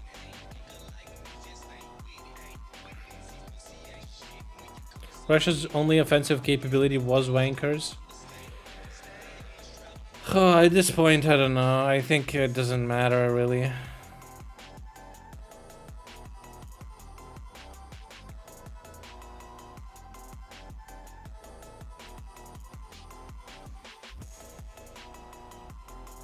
Wagner's,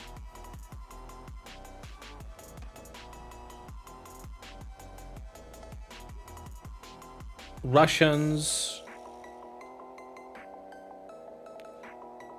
Guys, do you have any cool videos that we can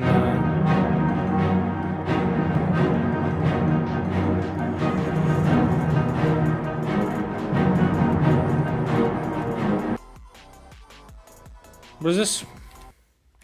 Falcon is a very agile, modern combat aircraft. Its first customer took delivery in 1979, but it's been continuously upgraded ever since that time. It's a 1,500 mile an hour Mark II fighter with a 20mm cannon and has stations underneath the wings and the center for a full range of air-to-air and air-to-ground missiles. I was privileged enough to fly one many years ago. It was a potentially very powerful, very agile, and very capable. But crucially, this aircraft was made by the Americans. Therefore, the Americans needed to provide permission for an export or gifting of the platform to Ukraine. And at the G7 conference, President Biden gave the green light for that capability.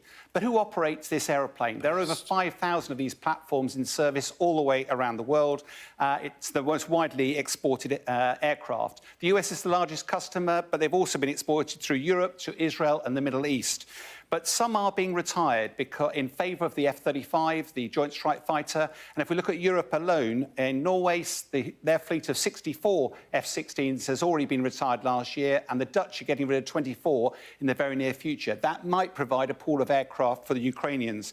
But when are these going to actually appear in Ukraine? President Zelensky will want them to appear as soon as possible. But the harsh reality is, despite American efforts to condense the flying training course, experienced Ukrainian pilots will still take about 4 months to complete the course. They will not appear in the theatre anytime this year. Likewise, the aircraft have been around for 45 years.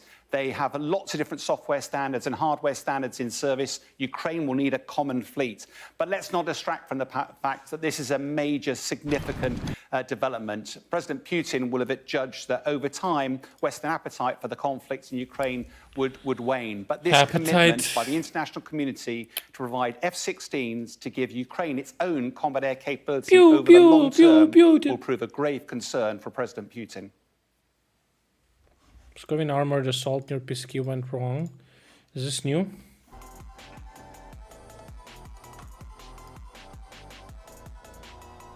Today, damn. Russian attack formation near Pisky, Donetsk region, was targeted by Ukrainian 59th Motorized Brigade and MTLB AOC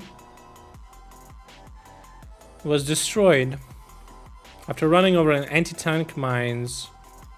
I just love these videos. Just a random Russian piece of shit just driving in the middle of a field, and all of a sudden, boom.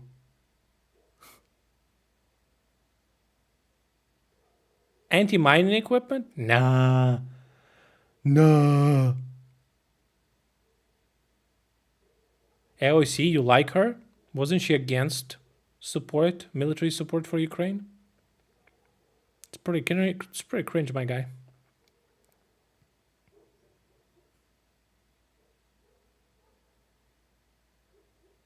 I mean, there's a lot of people who can fly F-16s.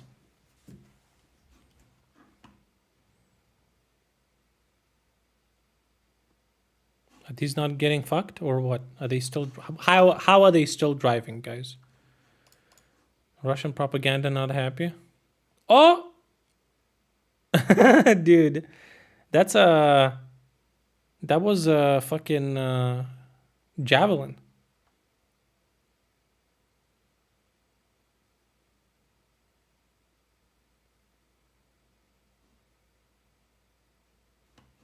Damn straight.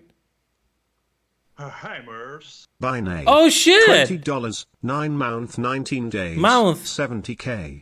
Thank you, buddy. $20. Holy shit. These are the best donos, dude. Because I get most of the money from it, actually. Thank you. I really appreciate. Donating through PayPal is fucking based, guys. Oh, got an email. Thank you, thank you. Appreciate that. 9 month, 19 days. Minus 70k. Oh, that's what they took. That's what it took for Russia to take Bakhmut. Well, and then, you know, tanks, armored cars, millions of shells. If we continue to sustain them militarily, they have the creativity, they have the dynamism to certainly recapture significant amounts of the country which are occupied by the Russians at the moment. What should we be doing about Putin now? Or is the problem we're in the product of not doing something about him sooner? Well, I think you can look back and say that the policy that Obama followed in 2014, when there was this initial Russian invasion of bits of Ukraine, Crimea in particular, the way that this was handled with the benefit of hindsight was probably a mistake. It's very easy to say these things after the event. And the West's inactivity, its lack of response clearly encouraged Putin in his larger plans, you know, then to have a major invasion of Ukraine in February 2022. But there's no question at the end of the Cold War we made a serious attempt, you know, to have a different relationship with the Russians, to have a dialogue with them. And for a very brief, there was a brief window, particularly after Putin was elected and Tony Blair went to Moscow. I went to Moscow several times. And we had a dialogue with the Russians, but it wasn't sustained. It went wrong pretty quickly. And actually, by the time I retired in 2004... Is it really like Obama fucked up or Russian propaganda prevailed? Because it's not only Obama, right? It's also Europe. Russia was like, don't take Ukraine into NATO. And Europe was like, oh, okay, we don't want to poke the bear. The most cringiest fucking phrase. My last visit to Moscow was a pretty frosty and difficult affair. By then, things had happened. Yeah, but there's a lot of countries that fucked us, basically. Because Russia had influence over them. There were specific issues at the time which became major. Also, it's not as easy. I'm like... After 2014, after we get rid of Yanukovych, I don't know, it's a very difficult decision. I don't blame him, actually. Like, the country was in disarray. Poroshenko came to power, but he was also kind of questionable. He started investing into military, but, you know. Irritants in the relationship between the United Kingdom and Russia. Nobody kind of knew what Zelensky was made of when other leaders, rather. They knew that he was anti-corruption and stuff like that, and he was a young president, the youngest president ever in Ukraine, but they didn't know he was this fucking based. And similarly, If the they Americans had knew. a similar experience. What does that frostiness, inspired how does that them. manifest itself? Were you meeting Putin then, or were you sort of meeting your Russian? Well, I mean, in previous visits, one had had a very high-level act. I'm misinformed about AOC. How come?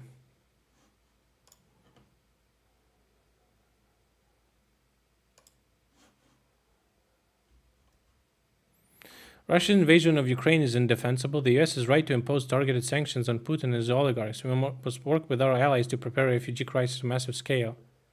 Finally, any military action must take place with congressional approval. Look how she said again. I said that she was against military support for Ukraine. She didn't say she was in favor of it. How was I misinformed? She literally mentioned everything except military aid, said it must take place with congressional approval, not that she approves of it.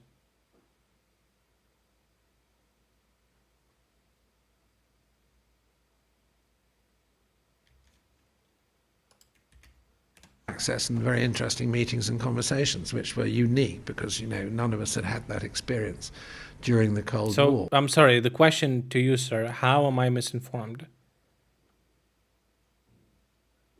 I'm not saying she's a Putin's bootlicker.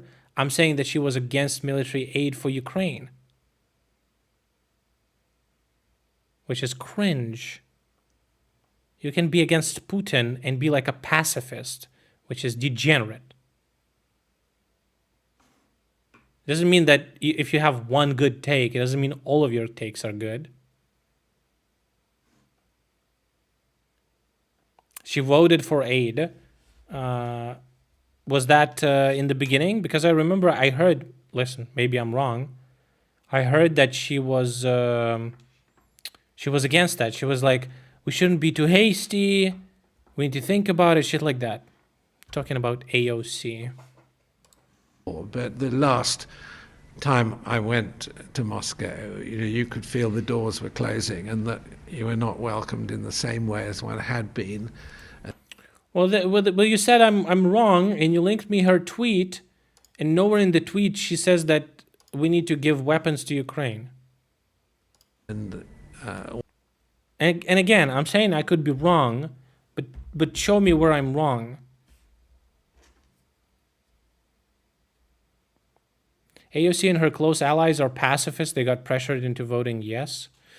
Well, again, I don't remember for a fact. I just heard reading about it, and you're free to prove me wrong. I'm absolutely open for it. But I just remember she was against the idea in the beginning. Although we had this relationship and we had a dialogue which we were trying to make it work, it didn't really produce anything. So we're talking about Attack on China, new anime. Russians are quite good at sending messages without actually being rude to you. But my last visit was not an easy. It said at the top of the tweets. What it said at next, the you top think, of the tweets with Russia? I'm sorry, give me a second. What did it say at the top of the tweets?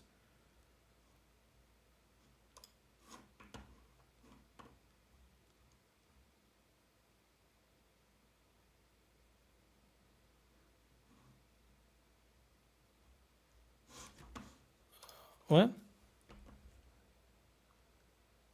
What does it matter if she didn't accept it at first? Because at first was the highest amount of casualties, and basically it's like it really matters. Like the decision of people in the beginning. That's why Ukrainians really like Boris Johnson, even though UK people hate him. He was among the first leaders who was like opening the floodgates and was providing a lot of support. Poland, Baltic countries, they were like the start of the wave. Those were very important decisions. It paved the way for other support.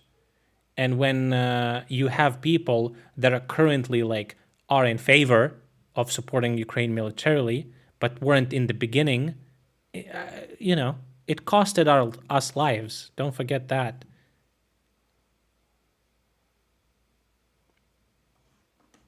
She never spoken again. You linked me this tweet. Oh wait, that's not this tweet.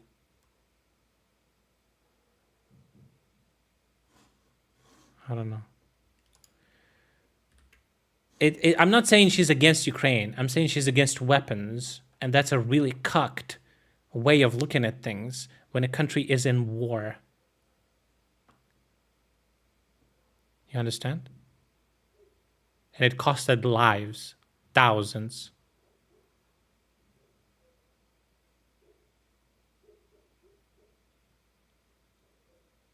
It doesn't matter if it's the first month. The first month was one of the heaviest casualties in the war. And again, the sooner we receive the weapons, the less casualties there are in the long run. Putin be beaten, or is this war, this invasion of Ukraine, going to be the long slog that everyone hoped it wouldn't be, 12 months ago? Well, I think it's very difficult to make a prediction at this point in time. I feel like I'm not. It's a more broader subject than specifically AOC, but it's like people on the left have this skewed perception of what war is, what international policy is, what America's place is there with international policy. So you should be dissing Republicans that support Russia? Yeah, I'm dissing them. We started talking about AOC. Don't do a whataboutism with me, okay? If we're talking about AOC, you can't fucking divert the attention saying that I should be discussing Republicans instead. Democrats retract call for Biden to change of course on Ukraine. A group of left-wing Democrats, I don't know if that's this is October. I don't know if this was what I was talking about. This is the letter of Democrats. Does it have anything to do with AOC? And was she signing that letter? I think it's very important that Ukraine emerges from this war having regained its territory. I mean, bear in mind we're talking about naked. Yeah, like people who are like bought by Russia in America on the right are despicable fucking scumfucks. Like Marjorie Taylor Greene, yeah. She's actual fucking degenerate. She doesn't even know where Ukraine is on the map. That woman is a fucking cunt, okay? But I don't know where this. I think this is training. This is footage of training. You see, he's not in the uniform and everything, and that's on the right. But on the left, people are just naive as fuck, and it's just as bad. It hurts Ukraine just as bad. Aggression and Russia taking the territory of another country, whatever the historic relationship between Ukraine and Russia may be. So victory really would be... Because like, I don't think most of people in America take people like Marjorie Taylor Greene, whatever, seriously. A lot of them do, but not most. But I feel like a lot more people would take Democrats and AOC more seriously than the traitor chick. For Ukraine so to it's like, you know, most, if not all, of its territory that Russia has occupied. And I think from the point of view of European security, this, for the Ukrainians, is not, you know, a special military operation. This is a European conflict of real. Zelensky asked Macron to call Putin for negotiations, maybe before the war. During the war, Russians asked for negotiations day one. Significance. And I think it's important that Ukraine comes out of this. Yeah, because AOC is not fucking insane. I'm not talking about insane people. Like crazy far left is insane, just as far right. Okay, just in a different way. They're fucking crazy anyway. But AOC is actual like politician. On Democrat side, I don't think you have like actual insane politicians. On the Republican side, you do, but not on the Democrat side. But still, it doesn't mean that they're infallible. Having regained, I don't think you should talk about, victory. That having regained its own territory, having regained its own country. Again, the worldview that, America is a colonial country, takes over other countries. We need to be really considerate when we're getting involved in yet another conflict. That's fucking cocked shit. You have to be a fool and completely disregard international politics to say shit like that. And I mean, Zelensky's made a pretty clear statement about what the preconditions for an ending of the war are. And I think that there's no way yet that the Ukrainians are prepared to compromise on any of those conditions.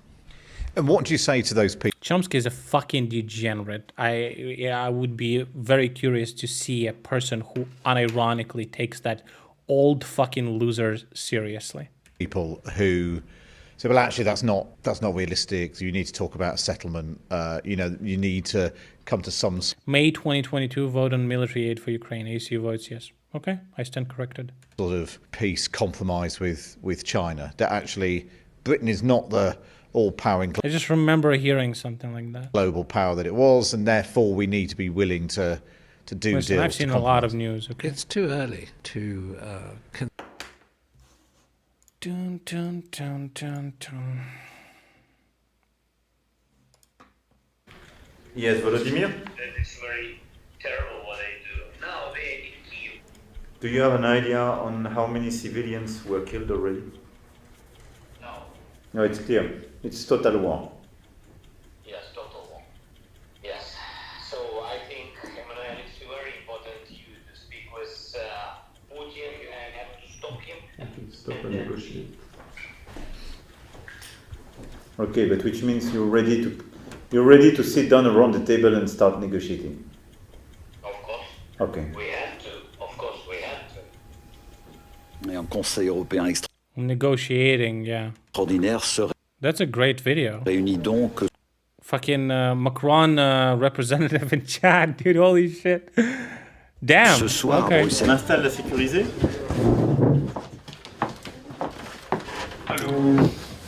Et j'espère profondément que tu comptes t'arrêter bientôt parce que ce qui est en train d'être fait est un immense gâchis, pas simplement pour la région de l'Ukraine, mais je pense aussi pour ton pays et pour la suite. Et donc, de mon One croissant, please. côté, je ne peux que te redire une chose. Arrête au plus. No, I'm kidding. Obviously, they were helping. But yeah, Putin is just fucking crazy.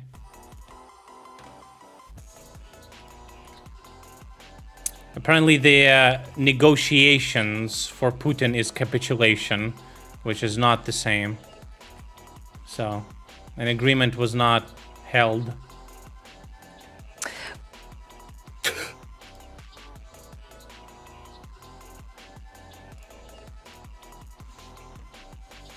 They wanted us to let them keep all the territory and demilitarize the country.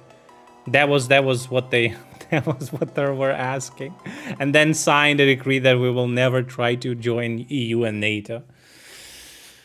Okay. Wow.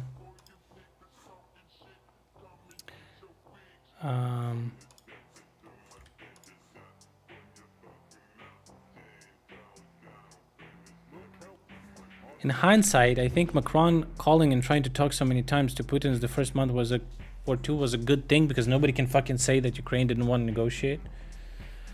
The thing is, the fact of the matter is, we were negotiating on the first day that Russia asked.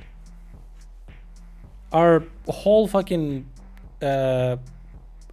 like group of people went to negotiations to Belarus.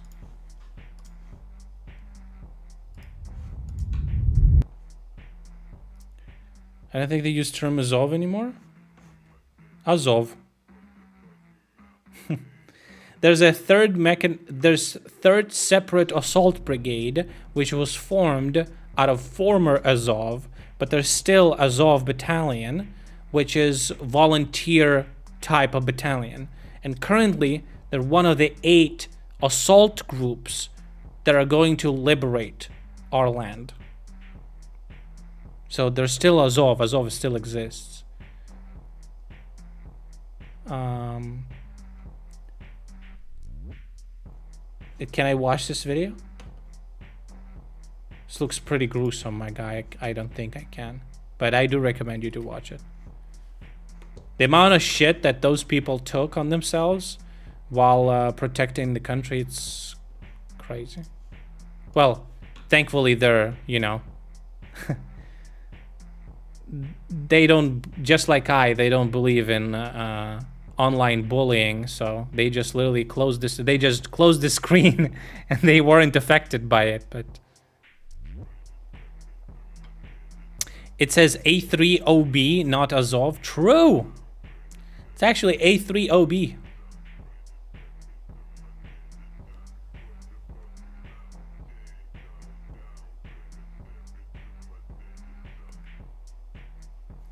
Didn't Ukraine negotiate in the beginning that even offered to sign a contract to never join NATO and discuss Crimea in 10 years or so? There was some agreements that Russia would remove the troops from all the territories they had in 2022, that we would discuss Luhansk and Donetsk now, and then Crimea in the 10-year period, basically. That was the agreement. And instead, we would not join NATO and we would demilitarize ourselves. But Zelensky said that we will not demilitarize ourselves. And that last discussion was supposedly should have been held in Turkey between Putin and Zelensky one-on-one. That last piece of militarization. But then Zelensky saw Bucha and he said he will not talk to that man. And ultimately, I mean, history will tell, but I support his decision. I feel like this is the best place we can be right now in taking Russia. We might not have a chance like this, basically. Like, what is an ask not to join NATO, if not an invitation for further conflict? The only reason Russia doesn't want Ukraine in NATO is because then we're out of reach for them. They know they can't take NATO head on. That's it. It's the only reason. Not fucking bases or some degenerate shit like that. They want Ukraine, and as soon as we're in NATO, they will never get it. And at this point, they know they're fucked up forever. We're going to be free out of their grasp. You don't even understand how it's like. It's like you see your country just exist and never improve at all whatsoever. You might think that like your country didn't improve, but then you look at the pictures and you see different, vastly different place. For good or for worse, it could be debated in a sense that if you believe like expansionism is good or whatever, but when I look at pictures of my city, it doesn't get better, and it wasn't getting better. And you just like, it's just fruitless. The only thing that you can think about is, how can I leave this country, because there's nothing happening here. There's no progress, there's no nothing. And every Ukrainian I knew back then, when Yanukovych was the president, and afterwards, is how we can get the fuck out of here. And this is the only time in my whole life living here where I hear other people saying that I want to stay, I want to help, and I want to see the future. We never had that thought ever, that we would see any future in this country.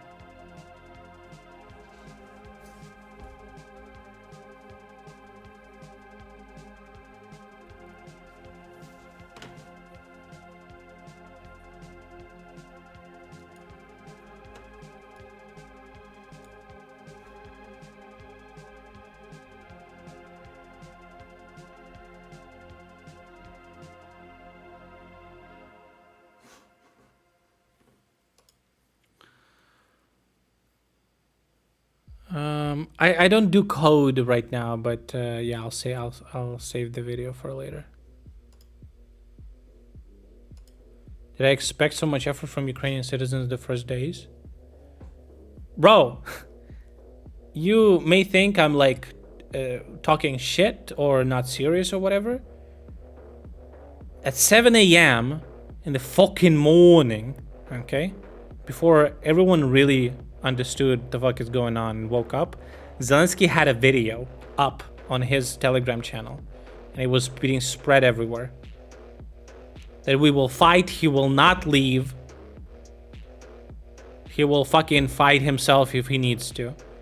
I'm telling you right now, it inspired everyone in the country. Ukrainians never trusted the government. This was the moment where Ukrainians, for the first time ever, trusted the government.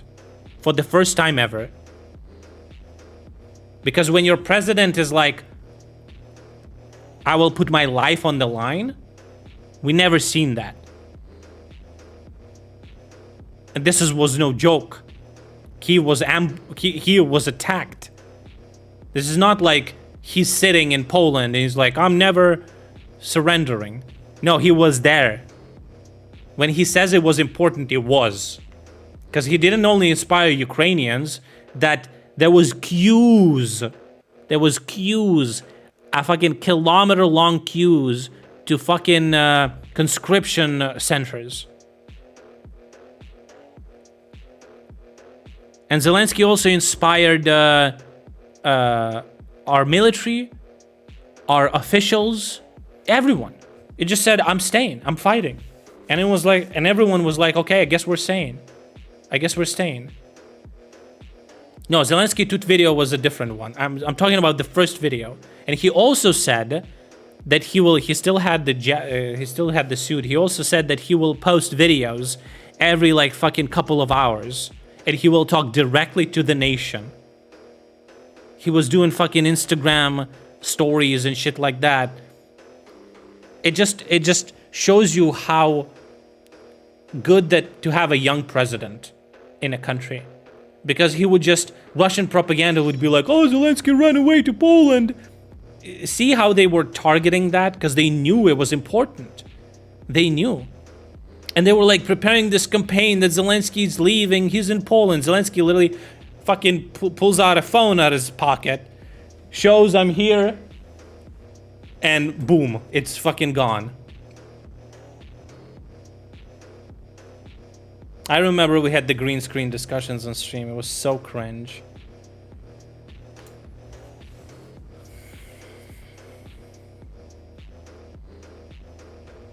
Yeah, that was insane, dude. I'm telling you, like nobody ever expected that. There was videos, do you understand? There was like videos of dozens of helicopters, planes flying towards Kiev. It was crazy. It was a full-scale invasion. And he's just like, Giga Chad, I'm here. Giga Balls, I'm not leaving. It was crazy. I truly think that if he would have left, we could have lost. It's crazy how a small decision like that influences so much. It's like him, it's between him saying yes or no. America was offering him to leave the country and they would extradite him. Or like, whatever, they would evacuate him to Poland. And he would just said, he could have said, and there's nobody, you know, it's his decision. He could have said, okay, fine. Let's go to Poland and we'll, still not gonna give up, but it's gonna be, it would have been totally different. Giga Chad decision. He is gonna go down in history of our country for a fact. And I sure as fuck know that we're gonna win this. Just because Zelensky says we will. You know what I mean? Like when Zelensky said that he's staying and we will defend and we will prevail, it just made people do that. They just did it. What leader does. right? Inspires everyone for success.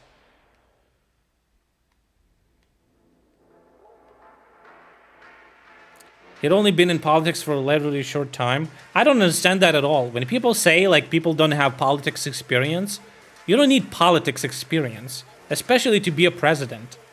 You need a politics experience to write laws and know how the system works to try and push them. When you're a president, you don't need experience in politics. You need experience in people management.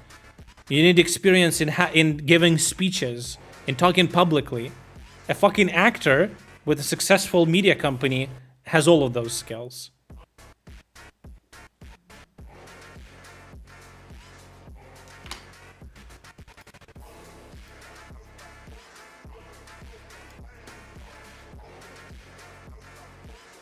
The first video Zelensky did, he was in a suit.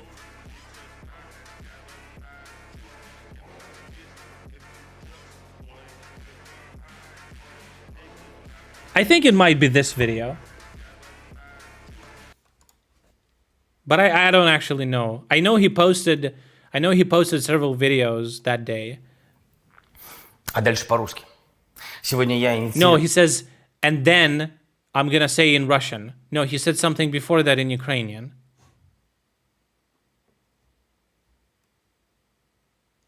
But this is just the part to the Russians, but it didn't work.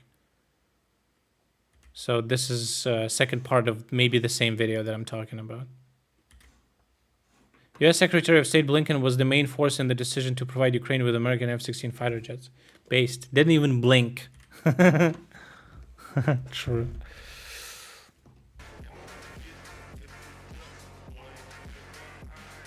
There's a video of the day of the invasion. He's still in the suit. And you can see his face just distraught. But I remember some fucking works were posting links to like photoshopped videos with Zelensky and cocaine. And I was like, bro, I'd fucking go for some cocaine if I was him, dude. It wasn't true, but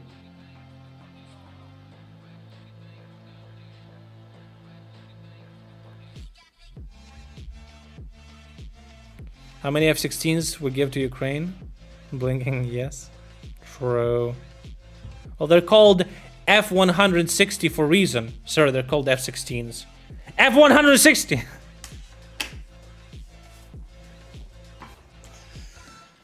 Officially, the plane is renamed. This one? Maybe. Is it really important? Дорогі мої українці. I think it's this one. The subs? Як і обіцяв, знову на зв'язку. Я буду щогодини повідомляти. He says, okay, I'll translate. Why there's no translation? Дорогі мої українці. My dear Ukrainians, як і обіцяв, знову на зв'язку. As I promised, I'm online. Повідомляти вам актуальну і достовірну. I will report you information every moment, every hour. Зараз нас атакують Right now we're не being лише бомби, але й фейки. Важливо отримувати правду з офіційних джерел. I think it's not necessarily the first video still. Сьогодні Росія розпочала вторгнення в Україну. Or Путін maybe розпочав it is. війну з Україною, з усім демократичним світом. Він хоче знищити мою державу. Він хоче знищити нашу державу. Усе те, що ми будували, заради чого живемо. Звертаюсь до всіх українців, в першу чергу до українських військових, які вже прийняли на себе перший удар ворога і дають гідну відсіч. Ми знаємо всю силу Збройних сил України. Ви мужні, ви незламні, бо ви українці. Звертаюся до кожного українця, який зараз перебуває на нашій землі. Не піддаємося паніці, робимо все, що потрібно для підтримки Збройних сил України. Звертаюся до всіх українців, які зараз за кордоном. Ми потребуємо і вашої підтримки. Ви потужна сила, ви згуртована сила і довели це не раз. Ви нам зараз дуже потрібні. It's not the full video, but you get the idea, right? You get the energy. Man, I got teared up a little bit even. Man, I remember those fucking videos. I was watching them. I was glued to the phone reading the news. It was crazy.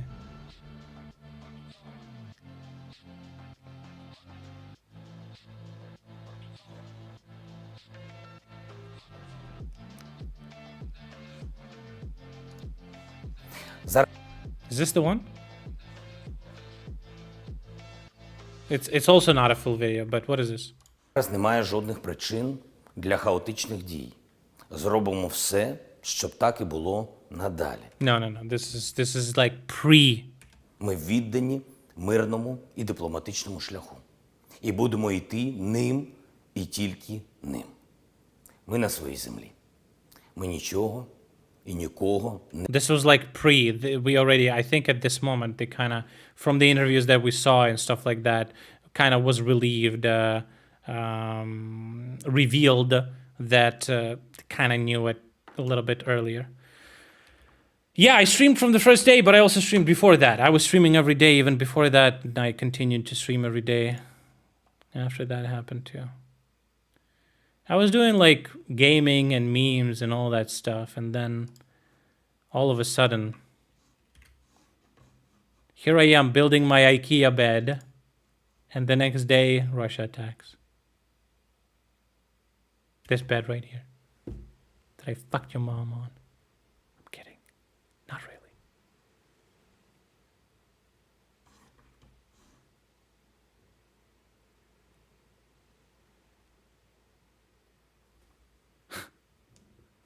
Wow. Wow. Okay.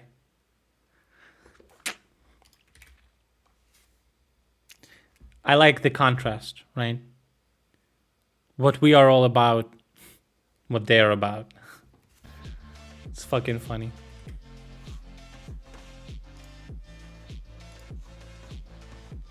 Phone in. Hello. Listen, with the recent phone ban, export from USA, I feel like that's the only phone they're left with, you know?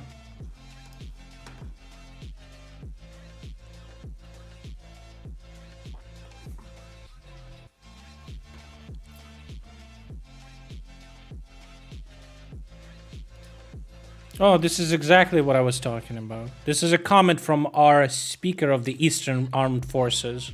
It says, Prigozhin wants to escape from Bakhmut since the wanker, in fact, is broken. The fighting continues. We're holding a number of buildings in Bakhmut. We have actually beating out his very powerful group. It is close to destruction. You understand that he says that he will withdraw his troops and he took Bakhmut. That's just what it says. The guy said the guy did, and then do what you want. The main thing is to let me go. Tail between his legs because he lost his best shots. True?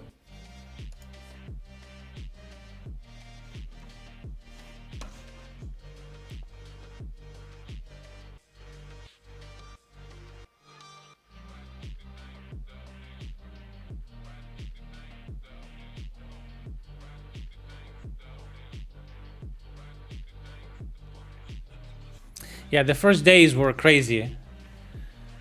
Oh, man. I remember I couldn't even focus on work. We had like a week off or something like that, or like several days off.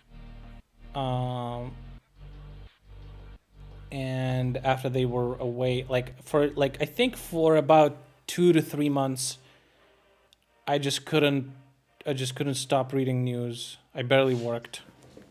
I just couldn't focus on anything else. It was crazy. It's like you go to sleep, you read news, you wake up, you read news during the day, you read news, and yeah, and then obviously it's like the critical moment has passed. People started to get used to it, and now everyone's just like, we're still monitoring, right, the situation, but we're all hyped up for this like big counteroffensive. That's when the people are gonna really tune in.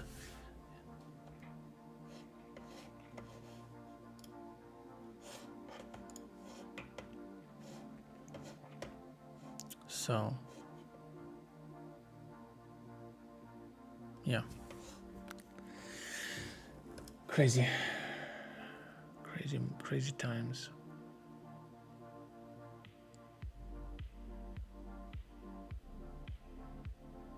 Okay.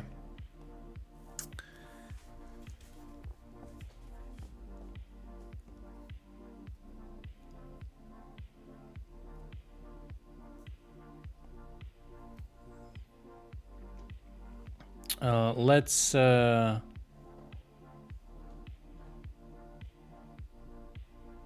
finish up for the day. Thanks for watching the stream, guys. I stream every day. Make sure to follow, okay? It's really important. Make sure to support the stream, okay? And remember to subscribe to my Patreon. I post extra content there. I posted a cool picture today I took when I was out. So yeah, do that. You should.